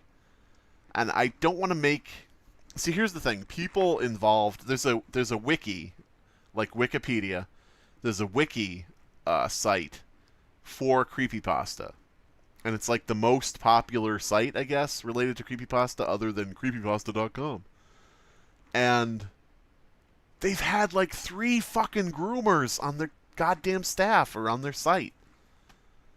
You know, like connected users, popular users, users that were involved with staff, if not actually staff, featured authors that turn out to have some grooming thing attached to them. And it's like 3 fucking people on this one website in a subgenre of a subgenre in creepypasta, the spin-off of copypasta, this little tiny fucking community that nobody fucking cares about. You have 3 fucking groomers on your goddamn one site. It's crazy. The video I was gonna make was basically, I was gonna make it just a video that was like, what is wrong with the creepypasta community? Like, what is going on here? Because I didn't want to make a video about any one person from the creepypasta wiki, because it's like, it's not people of a level to do that. If my neighbor next door catches some, pedo charge, I'm not going to come on my channel and make a video about my neighbor. Hey guys, my neighbor, John Wilson. Then don't go bothering any John Wilsons. I made the name up. My neighbor John Wilson just caught a pedo charge. Everybody's so interested in this. And with the people who are kicked off the creepypasta wiki, I want to talk about it because I want to warn people against, connecting with these certain people. But it seems really odd to make like a whole video saying, hey, creepypasta fan 228759 _ XXX pro skater, he was grooming somebody. It's like, people are going to be like, I'll never meet this person. I will never see this person. Why are you telling me? I only make the videos I do about people I think will have a group of possible victims. That I feel like, okay, well, this is something where I have to try to reach the people in that group. So I didn't want to make a video about any one singular person because that seemed really, like, odd. But the creepypasta wiki has had 3 people over its run get done up for grooming and pedophilia and things. There was a dude who was a chat moderator on the site for like a short period of time, which was a very brief period of time, but is a staff role, and I don't know why he was given it, who was lecherous toward, the girls that were trying to chat on the site about creepypasta.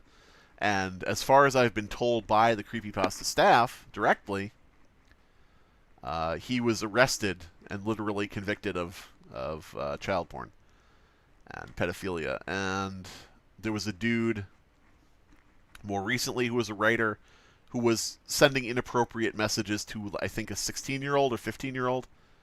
And it wasn't anything overtly terrible, but it was like, okay, this is bad enough where it's like, fucking leave. It's like not the worst thing you've ever seen, but it's enough where you're like, why are you doing this? That's really creepy. Stop it. Go away. Like that, not that it's this exact type of thing, but it's like that thing of, wouldn't it be funny if our pants fell off?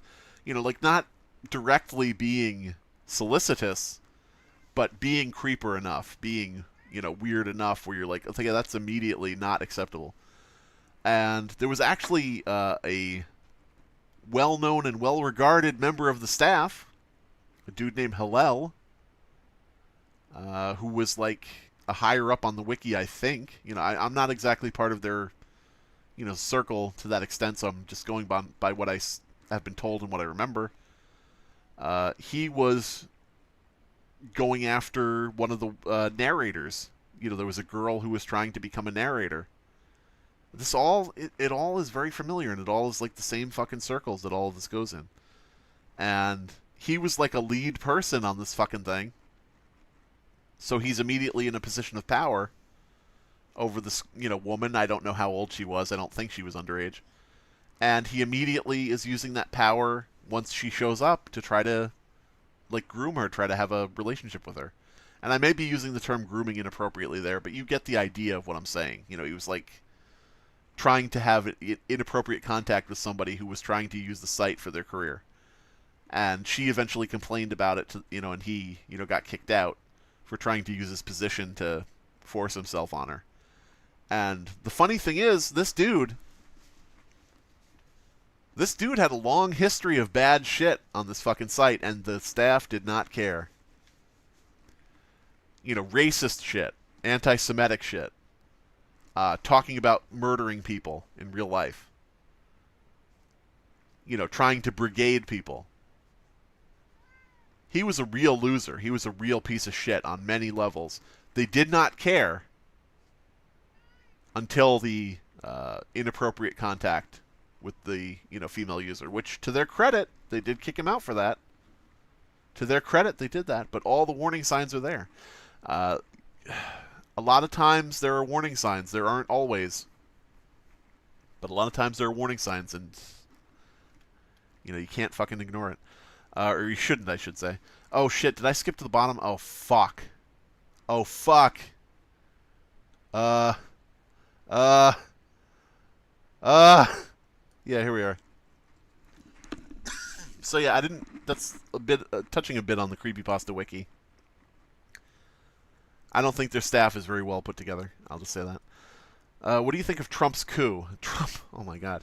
I'm gonna lose anybody here who's a Trump supporter. But I guess I'll just lose everybody who's a Trump supporter right now by just making one simple question. You know, saying one simple question.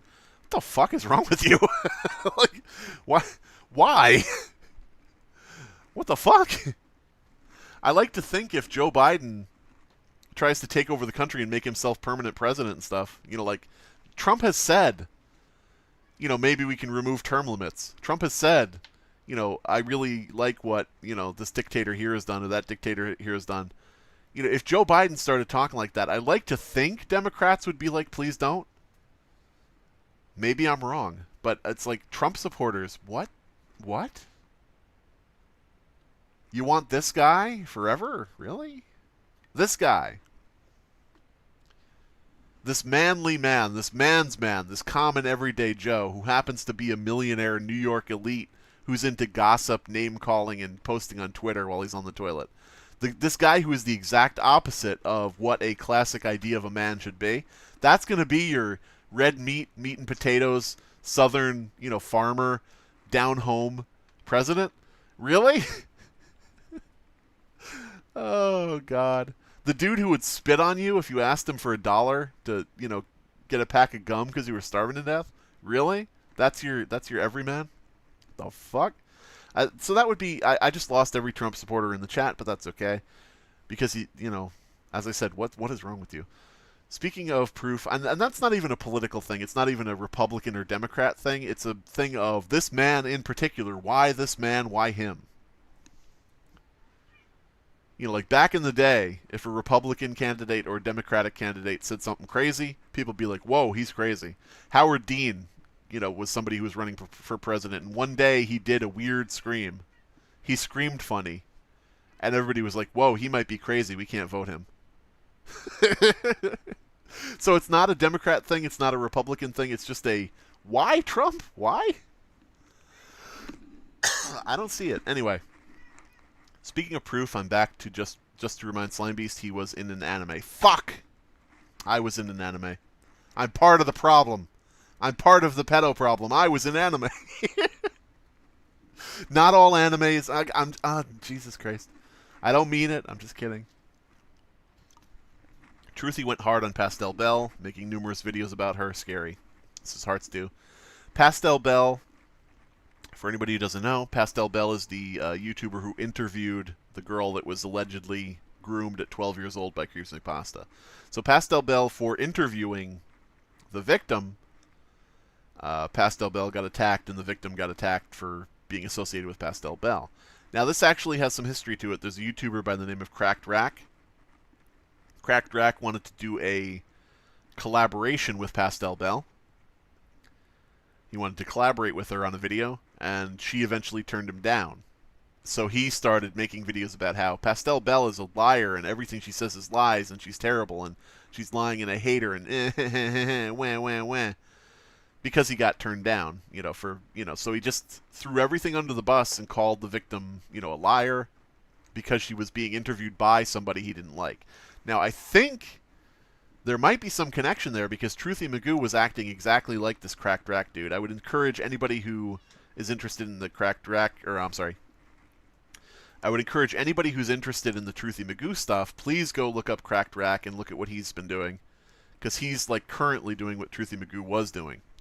Now, don't harass him, don't bother him, you know, whatever. Don't even comment on his shit. You know, whatever. I'm just saying, this guy is currently doing what the other guy was previously doing. And I feel like there's some connection there. Like, Truthy Magoo either heard from Cracked Rack about this, or vice versa, because they're so similar in what they were doing. And they have talked to each other and connected with each other, you know, publicly. So I just wonder, which came first, the chicken or the egg? You know, which asshole came first? But I do know that Cracked Rack Dude had a previous hatred of Pastel Bell.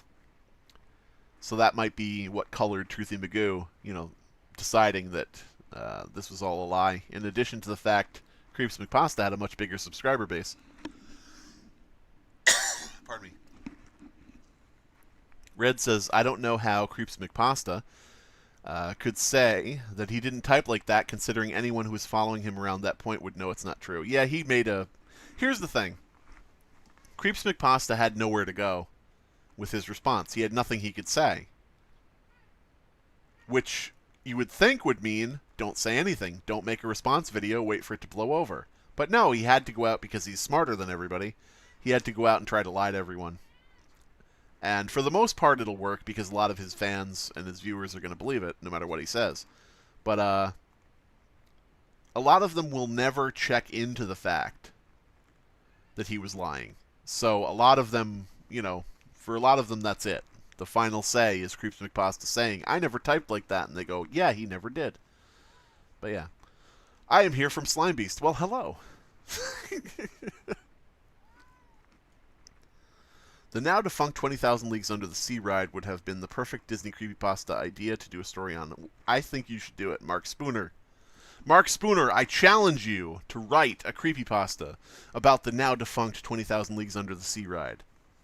I actually wanted to go on that when I was a kid. But it was like one of those things where it's like, oh, I don't know about that. You know, my family was like, I don't know. Don't really want to be trapped on a ride underwater. Or whatever the fuck. I don't even know if it actually went underwater. It just looked like it did. And it wasn't any kind of heartbreaking thing. I was just like, that looks cool. Can we go on that? No. Oh, okay.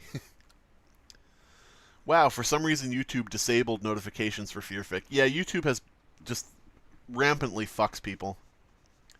I had a gaming channel, or I have a gaming channel, I guess.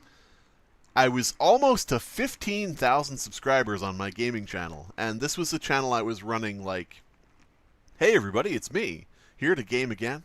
If you like this video, please subscribe.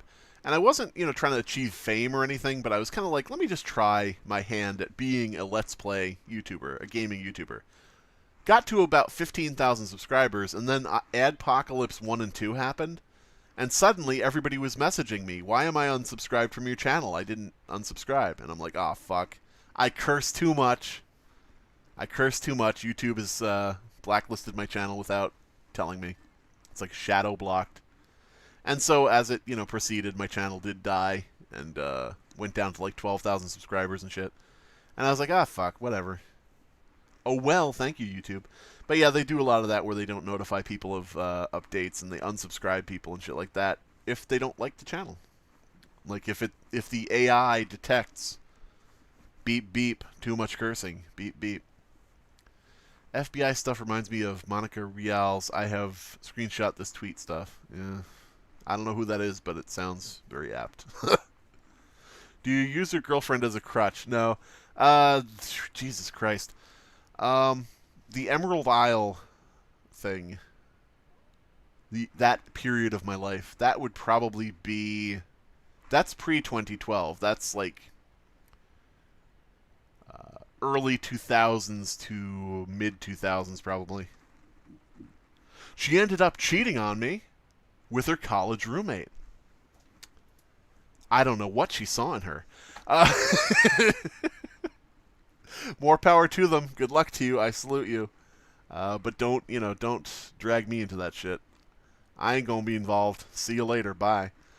I stole the Declaration of Independence because my girlfriend wanted a napkin. Yes, that is exactly it, Lolliot. Jesus Christ, that is so apt for how Truthy Magoo uses his girlfriend. Alright. I'm really far behind. Yes, I'm sorry. I don't think he's going to catch up. I will catch up. No, I won't ever. Will there ever be more Town of Salem gameplay? Unfortunately not, unless there's something I can make fun of, because Town of Salem, the developers, this is a game that I used to play on my gaming channel. Speaking of my gaming channel, Town of Salem was a game I used to play. I put up a video every day of Town of Salem for a couple of years. I was into it, bro. But the developers started running Kickstarters where they weren't fulfilling the goals, and they were going to Europe and Vegas after the Kickstarters and not doing what they said they were going to do. Different shit like that, so I was like, I can't support this game anymore. So as much as I would like to just put up a video of Town of Salem every day and get the views that are inherent in that, I have not done that for several years. I have abstained due to not wanting to send my viewers to be scammed. It's a funny thing. Back in the day when I said Town of Salem had bad developers, apparently a large YouTuber got really mad at me because I just found out recently I was low-key blacklisted by this larger YouTuber because he didn't like the fact I was going after Town of Salem because Town of Salem sponsored him. That's fun. That's really fun. Way to not think about how anybody else feels but you, Mr. Big YouTuber. By the way, the funniest thing about that is this large YouTuber wanted to keep sending his viewers to get scammed by Town of Salem, as long as he made money doing it. Like, dude, I don't think that dude would ever hear this, and I don't think anybody who knows him would ever hear this. But if I could say this directly to him, and I could if I wanted to, but I'm not gonna fucking bother, I would directly say to him, "You fucked up, and." You know, if you're ever ready to apologize for that, that's cool. But until then, go fuck yourself. That is really, really rude. Really rude. Yeah, true. Thank you. I am reading these. I don't want people to see theirs go by and be like, "Oh, he didn't read mine." I am reading them. Oh, Kitty, good night. 5 hours ago. God damn it.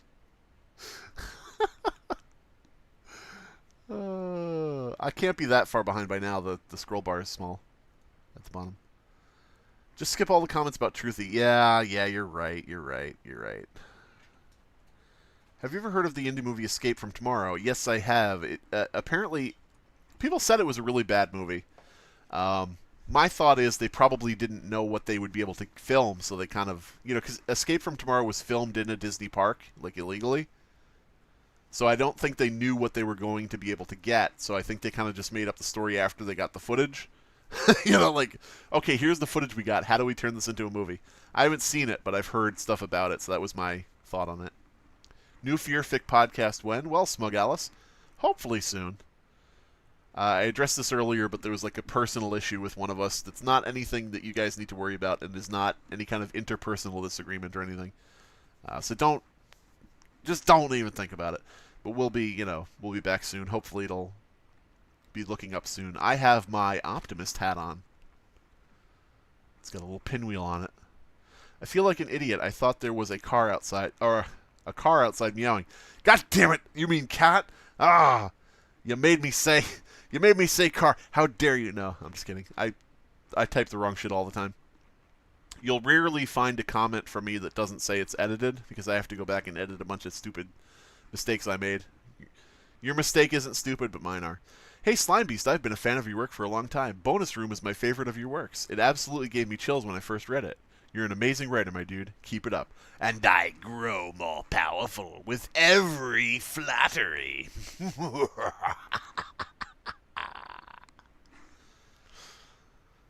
Yeah. So I listened to your Kellum interview recently, and I can't seem to find what the reference to UCA was in his overly long JTK sequel, even in past edits. So I'm not sure. UCA is Undercooked Analysis, which is another podcast. It's a podcast that reads CreepsMcPasta and sort of riffs off them, critiques them, different things like that. And Undercooked Analysis and its parent channel got taken down due to false DMCAs. A bunch of people, like 3 people, got together and all at once filed DMCAs on reviews of their work because I guess they didn't like the reviews. And so the channel was taken down permanently by YouTube, which sucks, and YouTube sucks. So I'm not sure if they've re-uploaded the Jeff the Killer episode anywhere. I'm not sure if they're going to re-upload it because Kellum had a problem with it. But yeah, K. Bannon Kellum is an author who wrote a Jeff the Killer fan story for a contest he created and won. He created the contest. He entered his own contest, and he won his contest to write a Jeff the Killer story. Undercooked Analysis reviewed it and didn't like it, so there was a whole thing about that where he was like pitching a fit and all that shit. I'll never forget the ending in Escape from Tomorrow where the main character dies in the bathroom while wearing a creepy, sinister, cartoony-looking smile on his face. Well, I haven't seen it. Now it's spoiled. I'm just kidding.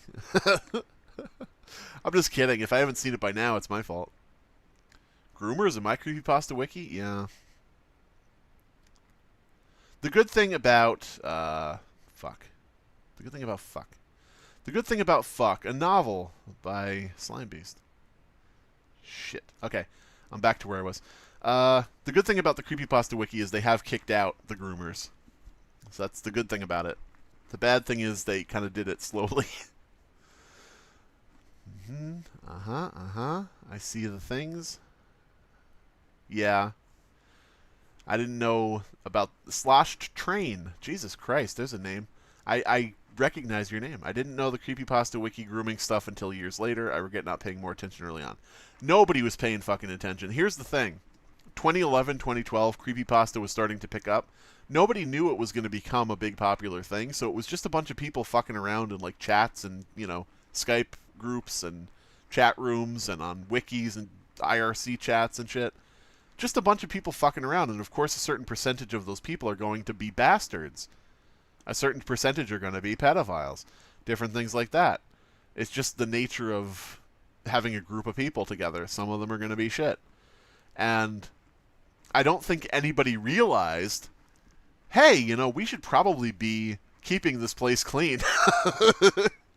So people kind of just ran rampant because it was like, you know, nobody knew it was going to be important, I guess.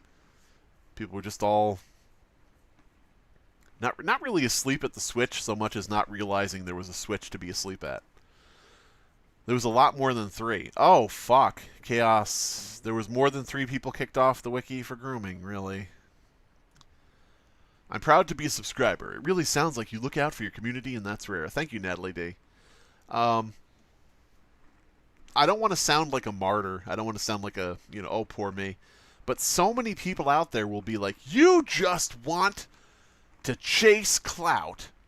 You just want to take down narrators and popular people. You're jealous. You hate them. And it's like,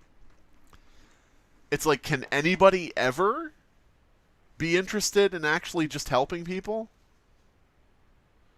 Because it sounds a lot like anybody who ever tries to help anyone, you're just going to say that they're in it for themselves. Sounds like you're kind of an asshole. You know, the people who say that. Creepypasta is not small and niche. It's actually pretty popular. I feel, it feels... By the way, hello, Conan Highwoods. It feels like creepypasta is shrinking. That might just be me. Because I look at the height of when it was popular, and I feel different about it now. It just seems that way to me. Like, if you look at the analytics, I'm not sure. If you look at how many times creepypasta is searched on Google, I'm sure it's way down, but, you know, I don't know. There were 2 chat mods, one regular user who was incredibly active, an admin, and another regular user in the Discord service who was also a prominent writer. I'm sure some of those overlap with the 3 people I was talking about. But yeah, Chaos, send me an email or a message or something telling me who these other people are, because I would like to know very much. One was a really, really old admin, and I guess that was Hellel, maybe. Or you mean old as in they were maybe gone long ago, but I know Hellel was around for a while. I just have to say, I love a lot of your stories. Can't remember any specifics right now, but I appreciate your stories. After People comes to mind is a good one. Thank you. It's weird, you know, when you do this and you see people and people are like, hey, I know a story other than Abandoned by Disney. It's like, really? Wow. Wow, okay. I thought everybody just knew Abandoned by Disney and that's it. Kitty, kitty, why are you yelling? Noah L. Few years ago had a friend who was in his 20s who groomed a 14-year-old on Discord. Fuck. Me and a few friends tried to get him arrested, but we found out he was in the Philippines, so the FBI and Discord didn't do anything. Yeah. That's the really unfortunate thing is... I'll tell you a little bit of story, and I suck as a streamer, because I'm never going to catch up with you guys in the chat. Years ago, a Russian dude hacked one of my websites, and he was like, if you want website back, pay me $1,000. And I was like, oh, great, my website's down and hacked and shit. But I ain't paying nobody no $1,000. Fuck that guy. So I got my website back on my own, basically by hacking it back. Hashtag hacking it back. I hacked my own website back from this guy. Got into his email and deleted it. But anyway, he used his own fucking password for the password on my site when he hacked it. What do you want me to do? Also, this was years ago when I was really young. I'm sure the statute of limitations doesn't matter. But this Russian dude hacked my website. I called the fucking police. Like a chode. Like a sucker. I called the police and I was like, hello? Redneck Southern North Carolina police who are out breaking moonshine stills and stopping KKK rallies. Hello, yes, some man in Russia hacked my website and is extorting me. And they were like, fucking, what do you want us to do about it, you fucker? He's in Russia. Fuck you. And I'm like, oh yeah, I guess that's true. So that's the unfortunate thing about this shit, and I shouldn't be laughing because it's a very serious thing at the end of it, is it really fucking sucks because with CreepsMcPasta and with this dude you're talking about, when somebody's overseas, it's like, oh well, what are we gonna do? We can't send SEAL Team 6 over there to, like I said, put a black bag over their head and drag them back here for trial. And their government isn't going to extradite them over something like that. So, fuck. I mean, you got people who murder somebody in another country, and they get home and the country won't extradite them. So you really think they're going to extradite them for something like this? It really sucks. But as I said with CreepsMcPasta, I really hope that this ends with a standing arrest warrant, should he ever come back to the United States or any of its territories.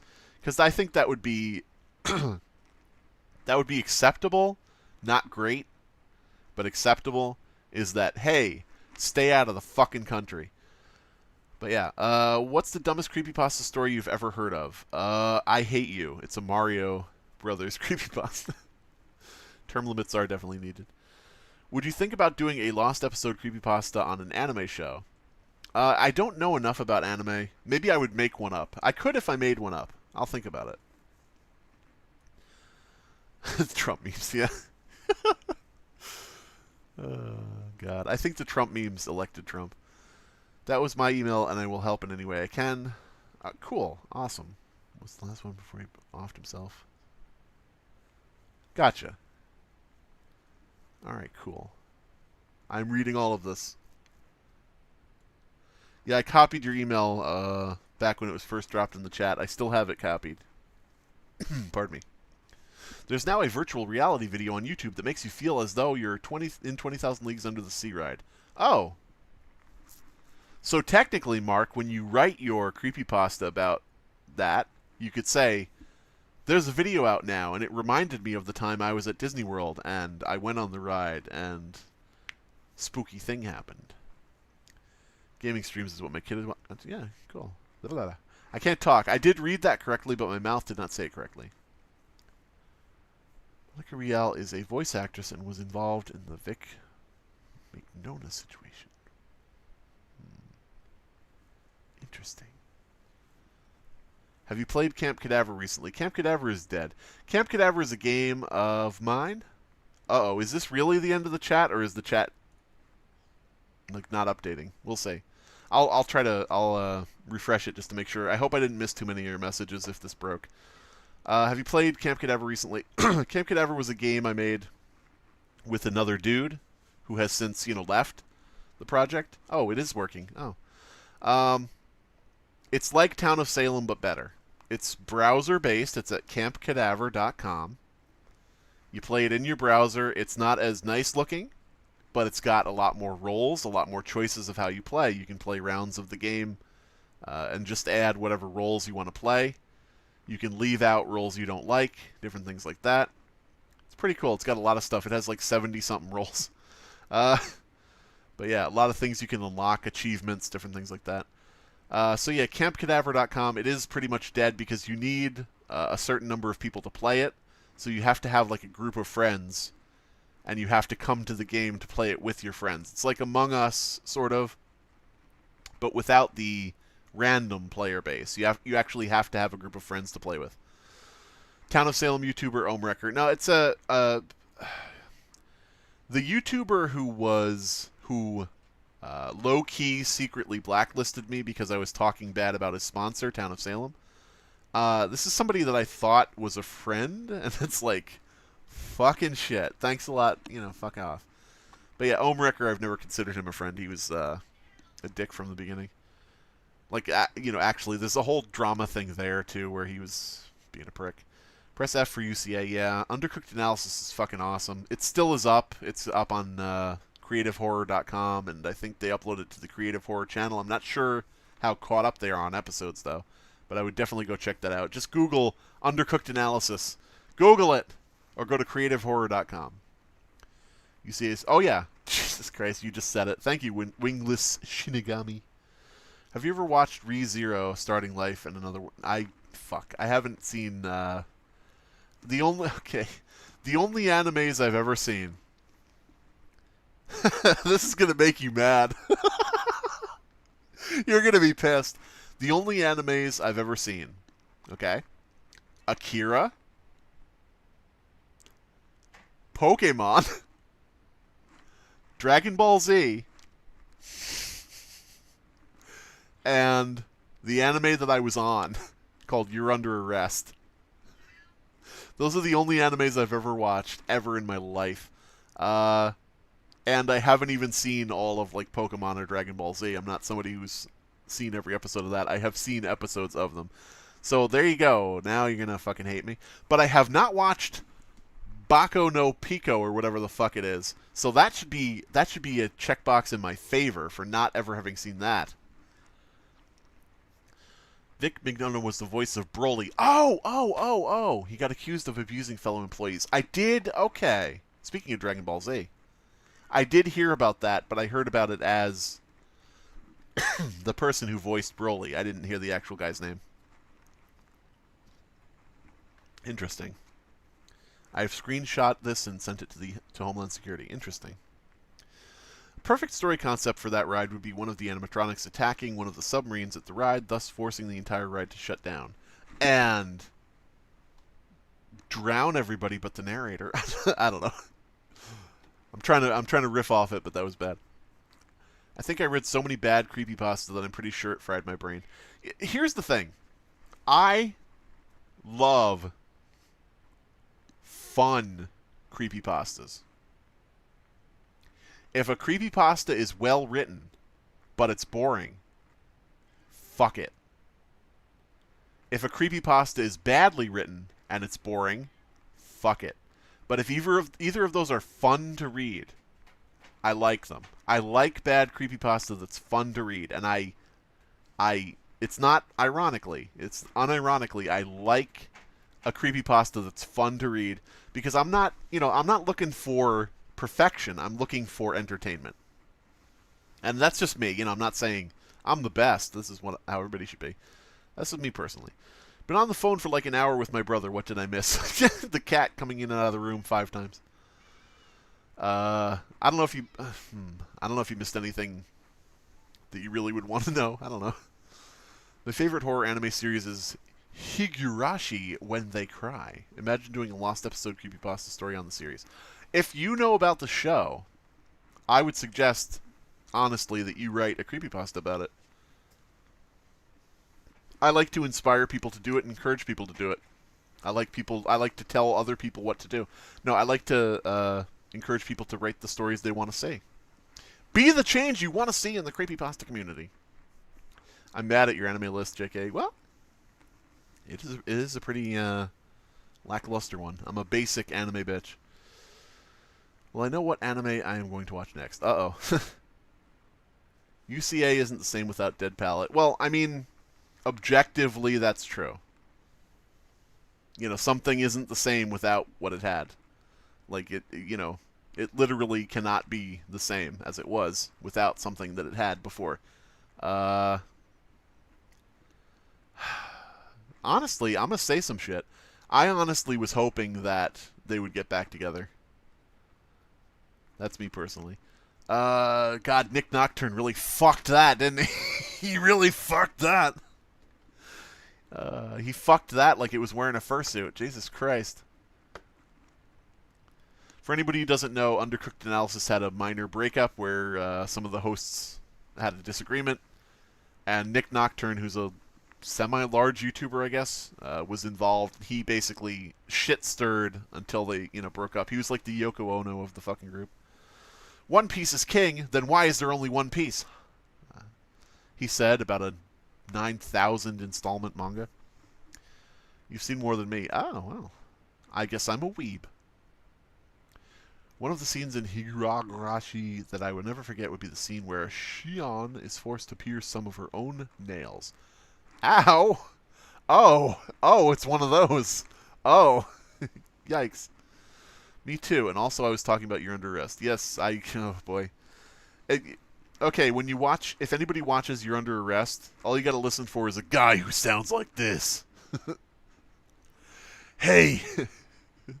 Jesus Christ.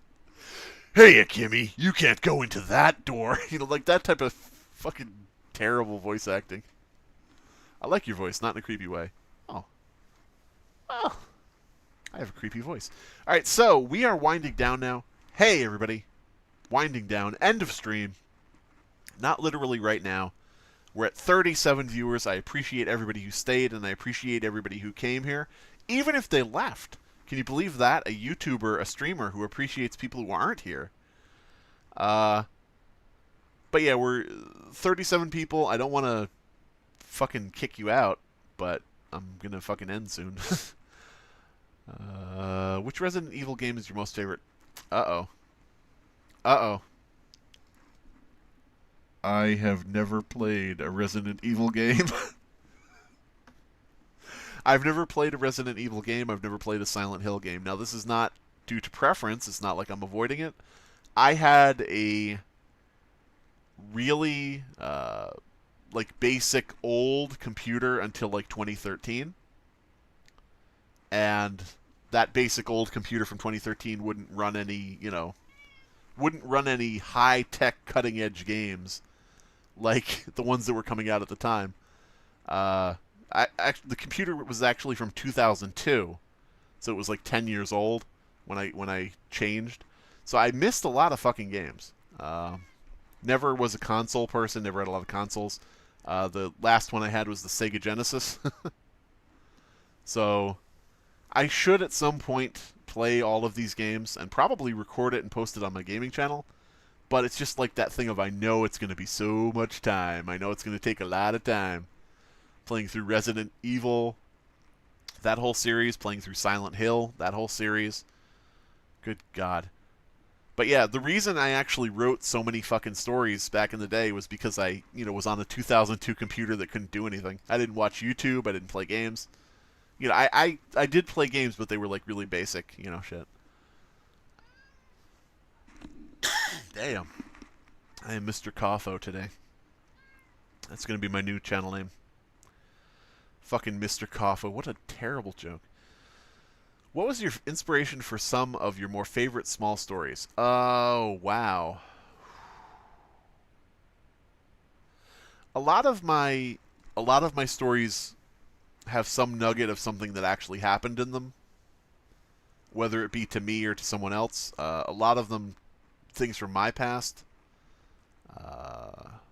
But it's always like a small kernel of something, and I always skew it way out of proportion and completely change it. But it's based on something, so I don't know. I would say my favorite small stories. It's hard to really tell. One of my favorite small stories that I wrote is called Mr. Tattersome.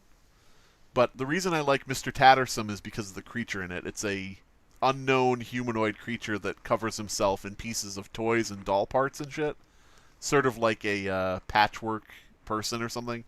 But it's like a predator hiding in the form of a, bunch of toys. Like he nestles himself in the closet and he's just like a pile of stuffed animals and shit. I like the idea, the concept of that. So that's like one of my favorite short stories, but I couldn't really tell you what the inspiration is because I like the monster in it. I'm a piece of shit. By the time you reach your free time, I dare you to up the funny 30-second video of Keyboard Smash by Ezekiel 3. I will not only do that, but I will decipher what that means because I am out of touch, apparently. Nice to listen to this live stream. I do miss being in a creepypasta community sometimes. Anyway, see you, man. No problem. Slosh Train. If you like moderating and you hate pedophiles, you might be a good fit for, like, the creepypasta subreddit or something, like, which I run and own. Just saying. Just saying. Actually, Reddit has a wiki feature. I actually want to have a wiki on the subreddit where it actually has articles about important things in the creepypasta community and not just stories posted up. But yeah, I don't know. Random thinking, random talking. End of the stream. Very tired. 11:30 p.m.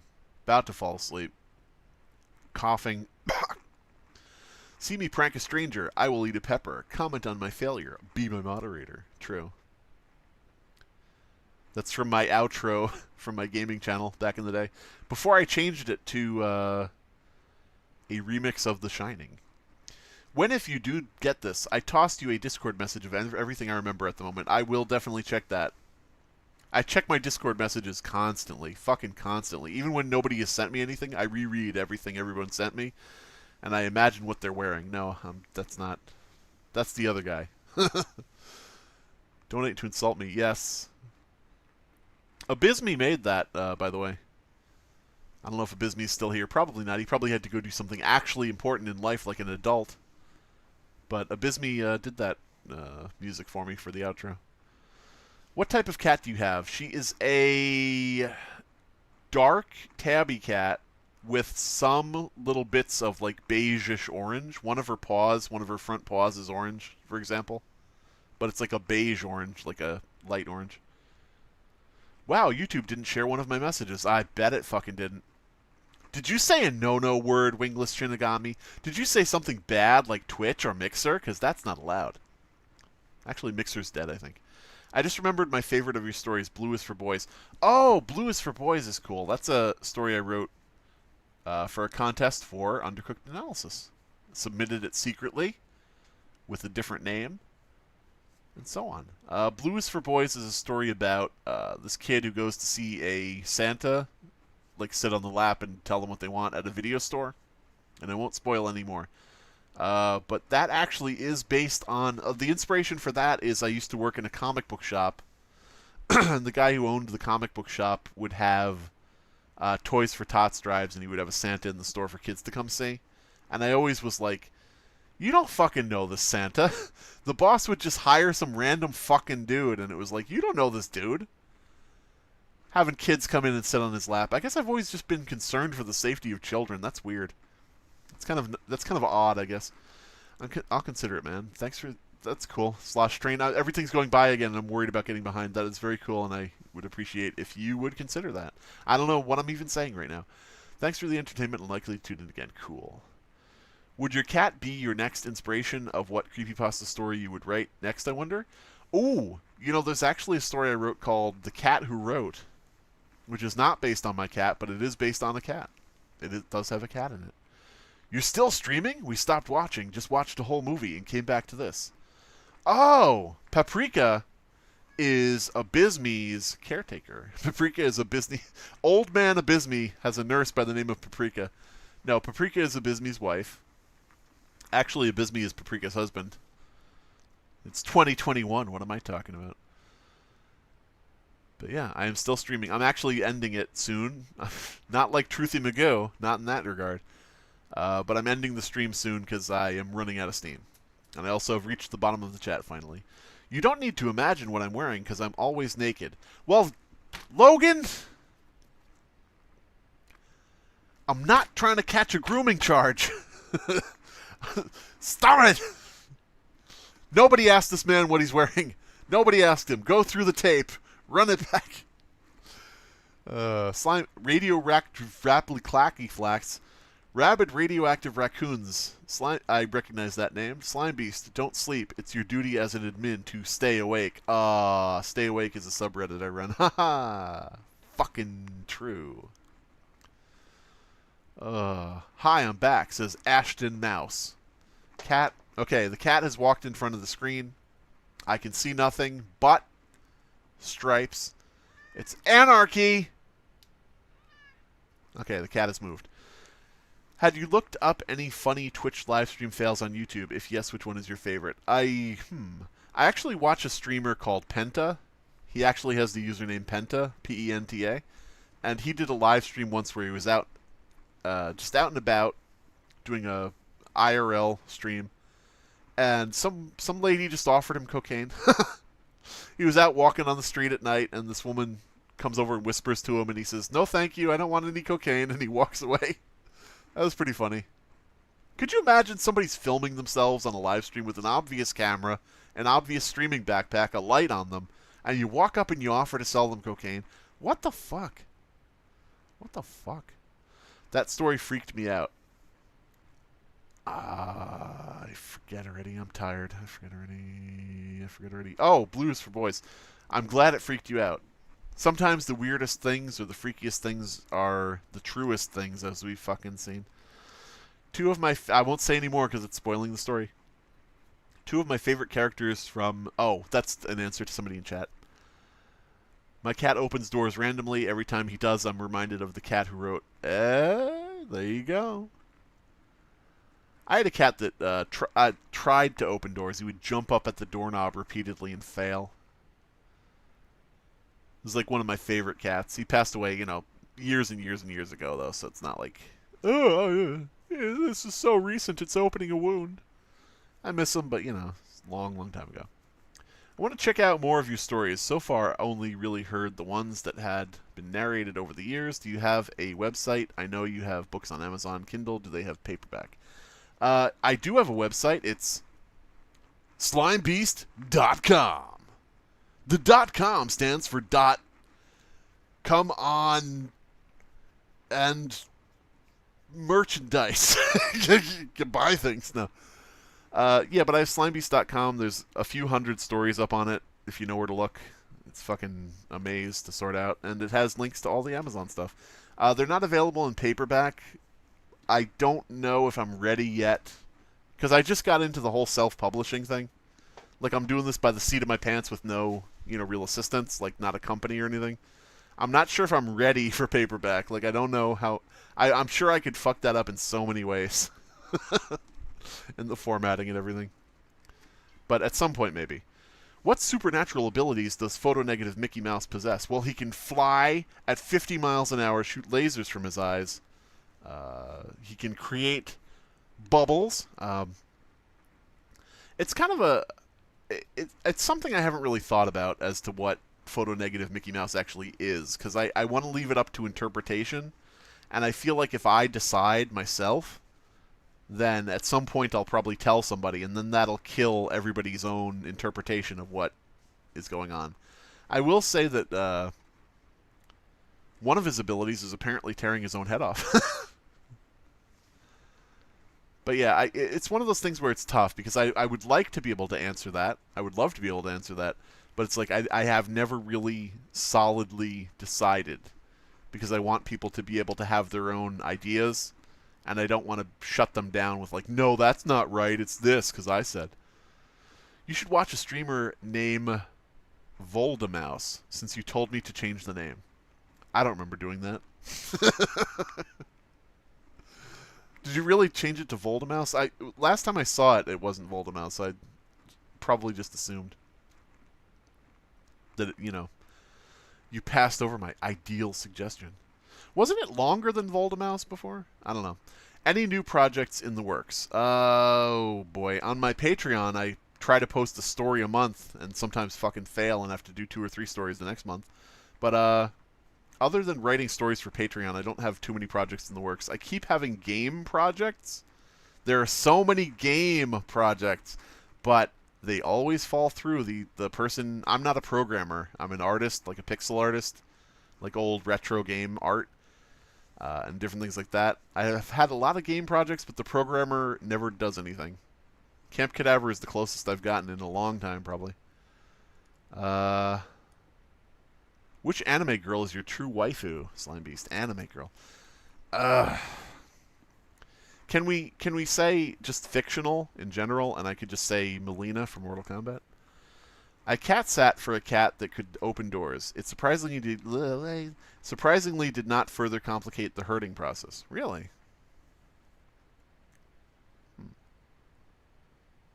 What would you do? What would you do if you walked into a room and there was a rat sitting straight up, staring at you with a thumbs up? No, 2 thumbs up.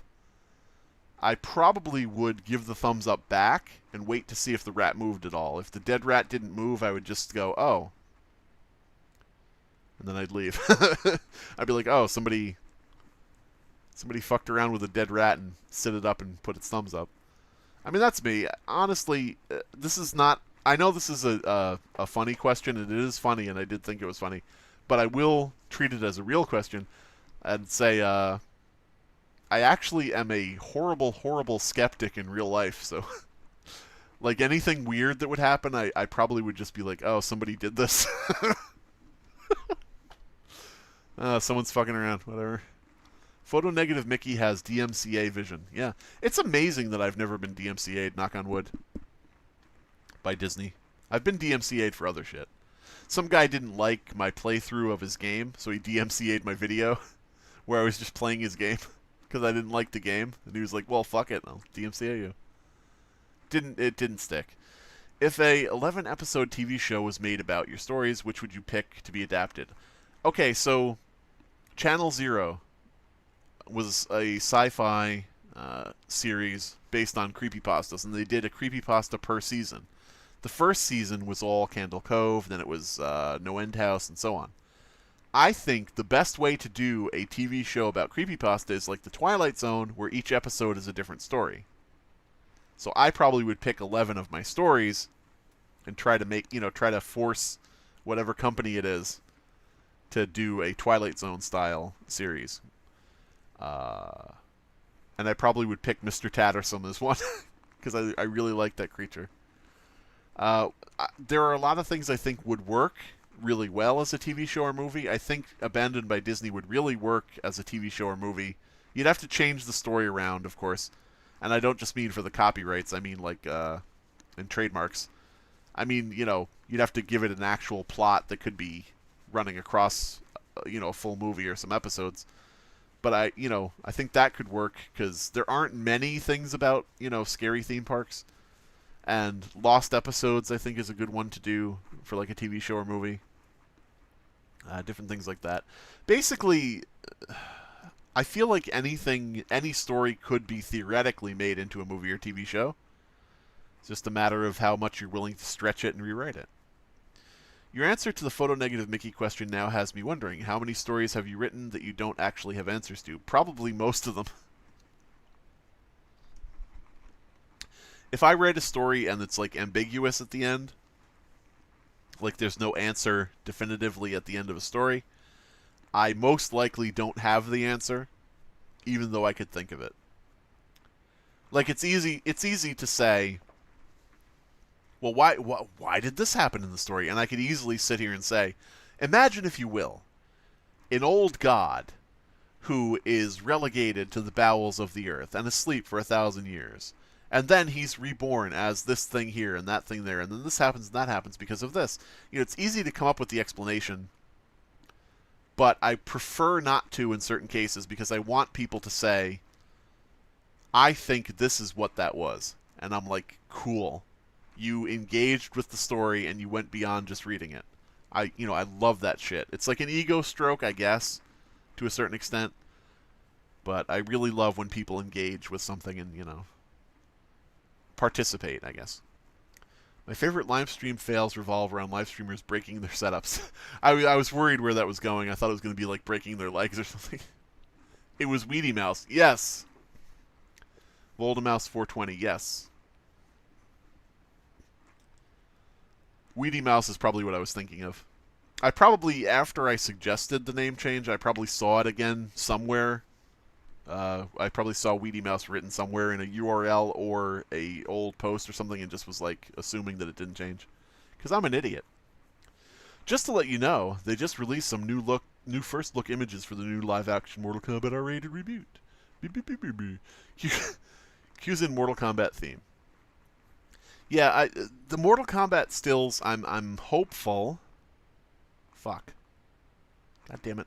I'm hopeful, but also Sub-Zero is just straight up wearing a plastic headpiece. Yes, I'm hopeful, but we'll see. They were actually going to make a Mortal Kombat movie a few years ago where they were totally changing it. It was going to be like in the city, and the good guys were going to be like on a police force, and Reptile was going to be a serial killer with a skin disease, and it was like, what the fuck are you doing? But yeah, that never got made, and I'm thankful for that. I actually went to see the second Mortal Kombat movie. The first Mortal Kombat movie was so good, to me, personally, when I was, at the age I saw it, that I went to see the second Mortal Kombat movie in theaters, and I brought friends with me. Like, trust me, guys, it's going to be good. And then we saw the movie, and afterward I was like, I'm so sorry. I'm so sorry. I'm not a damn lawyer. Abysme is a lawyer. What is your favorite Mortal Kombat fatality? Oh, boy. Can you get any better than the original Scorpion fatality from the original game where he just breathes fire on you? Pulls off his mask and he's a skull head and he breathes fire. When I was a kid in the arcade and I saw that shit, I was like, holy fuck, what the fuck? There are no rules. Holy shit. No holds barred. Anything can happen. What is this world I'm living in now? I'm seeing a video game where a skull man is breathing fire on somebody and killing them. It was like mind-blowing. So that's probably always going to be like a favorite of mine, if not the favorite, just for the fact that it has that nostalgia factor and was so influential, in what I was, like my mindset at the time, I guess. Because it was like, holy shit, you can have horror in video games? Had you ever watched Ruby before? No. I'm sorry, I'm not very cool. I am not a very cool guy. I have seen four animes.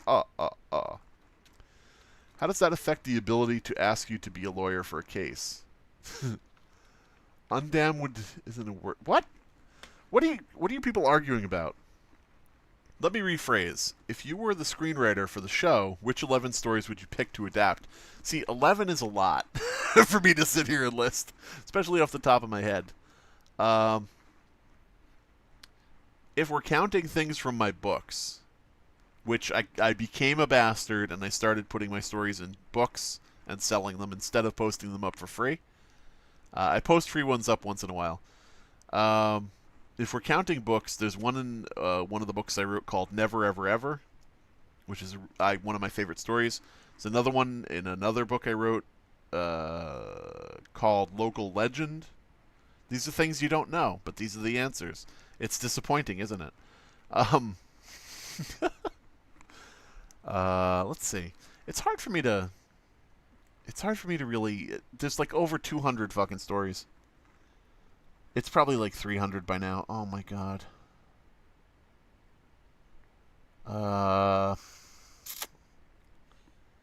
Red Sky at Night. Red Sky at Night I would think would be a great movie. Or multi-part show, like a mini-series event.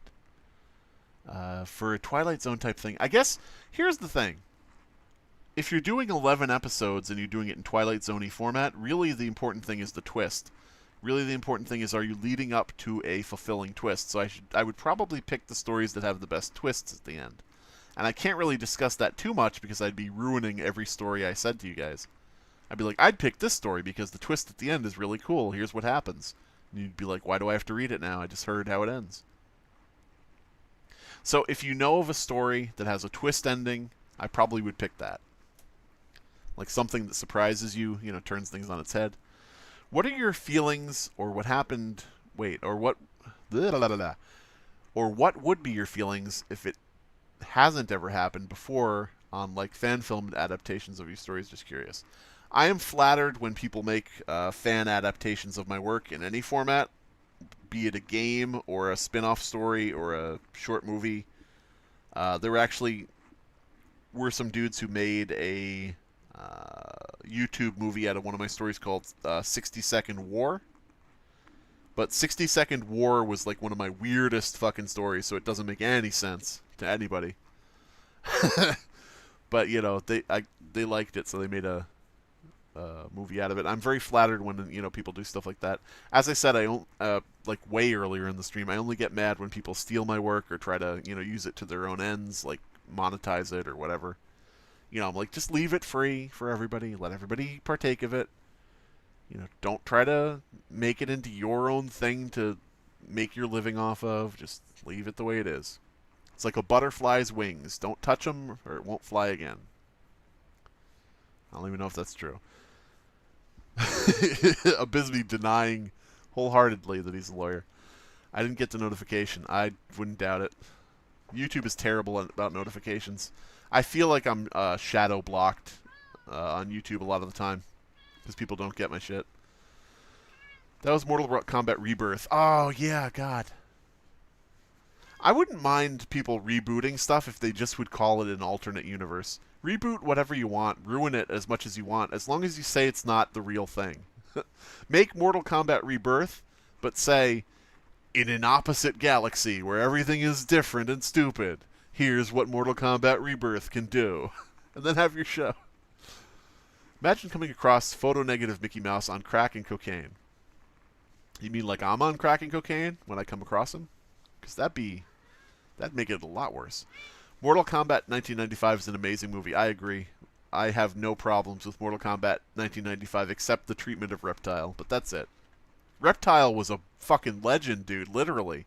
Like in the arcades as a kid, somebody would say, there's a hidden character in Mortal Kombat called Reptile, and he's green. He's like Scorpion, but he's green. And you literally would be like, kid, you're a fucking liar. That does not exist. Fuck you. Get out of here. Bullshit artist. I'm going to fucking kick your ass. But it did fucking exist, and that's the amazing thing.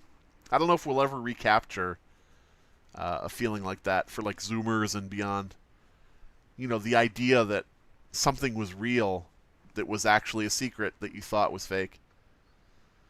But yeah, so Reptile was fucking epic, and it's fucking epic, bro! But he got bad treatment in the movie, but that's, whatever. On the whole, I liked it. What are your thoughts on Doki Doki Literature Club? I have never played it, but I read about it and I know what it's about. I think it's really cool. As a concept, I like the idea of it. I think the dude who came up with it really did some good stuff because having a dating simulator that turns horror is a great idea that I wish I had thought of and been able to put into practice. Whew, I remember watching the 60 Second War movie. Yeah, it's pretty cool. I like the idea of a U.S. president being chosen by a contest, like a raffle type contest, or like a lottery, where it's like, congratulations, you're president.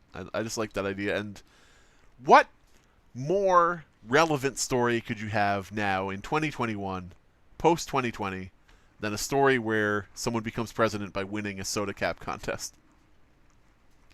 11 episode miniseries. Oh. Here are Abysme's picks. Abysme's picks. I didn't know what the list was at first, but now I realize. Abandoned by Disney Trilogy, The Cat That Wrote, After People, Red Sky at Night, Blue is for Boys, Mold Monsters. Yeah, I think that was called Mold, but yeah, it's I made a lot of my story titles too short. Whimsywood, Canines, Little Green Man, 11-episode miniseries. Definitely. I could see that. I could see that. Now do Season 2, Abysme, and I promise I won't steal your ideas. What would you do if you come across a real-life haunted video game creepypasta disc? What would you do in that scenario? I probably would sell it on... I don't know. I don't know if I'd sell it on eBay or sell it personally. Whichever way would get the most bids. I'd make a video on my channel and be like, hey guys, I'm a skeptic and I never thought any of this shit was real, but here's an actual haunted disc. I'll sell it, you know, to whoever DMs me the highest price. You can own real creepypasta. About to play Jung's Labyrinth. Jung's Labyrinth? It seems to be a psychological horror based on C.G. Jung's work with the graphics of Quake. What the fuck? I want to see a game based on the teachings of Freud in the style of Qbert. That sounds weird. It sounds like it could work though. All right. With Doki Doki Literature Club, it's like Resident Evil and Silent Hill. In that I didn't play them, and I know that playing them is going to be a big investment of time.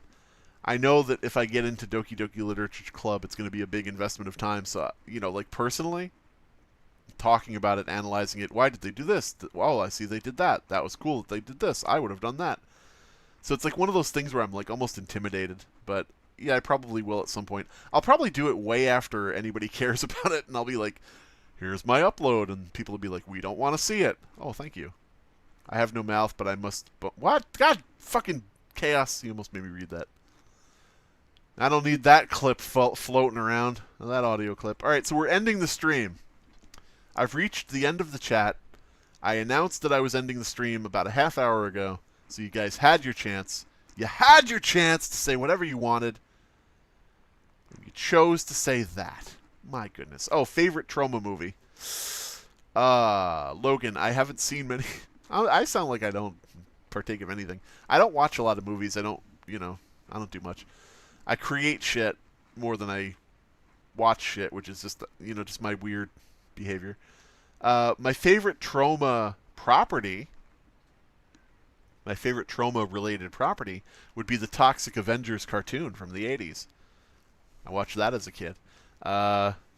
Toxic Avengers cartoon from the 80s for children had a character that was a homeless man who slept in a doghouse because he had nowhere to sleep, and some kind of mutagen goo happened, some accident or whatever from some truck or something, and he fused with the dog, so he's a dog man because he was a homeless guy who had to sleep somewhere to keep out of fucking dying from exposure. That's your 80s cartoon for you. Freudian Qbert, yeah. Boo, 0 out of 5. Well, what the fuck? You're gonna 0 out of 5 me, Paprika? Racist. But get to the jobber. Yeah.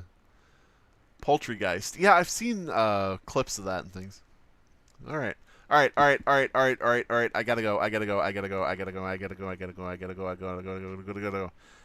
For anybody who's new, this is what it says under the chat. Everything is awful.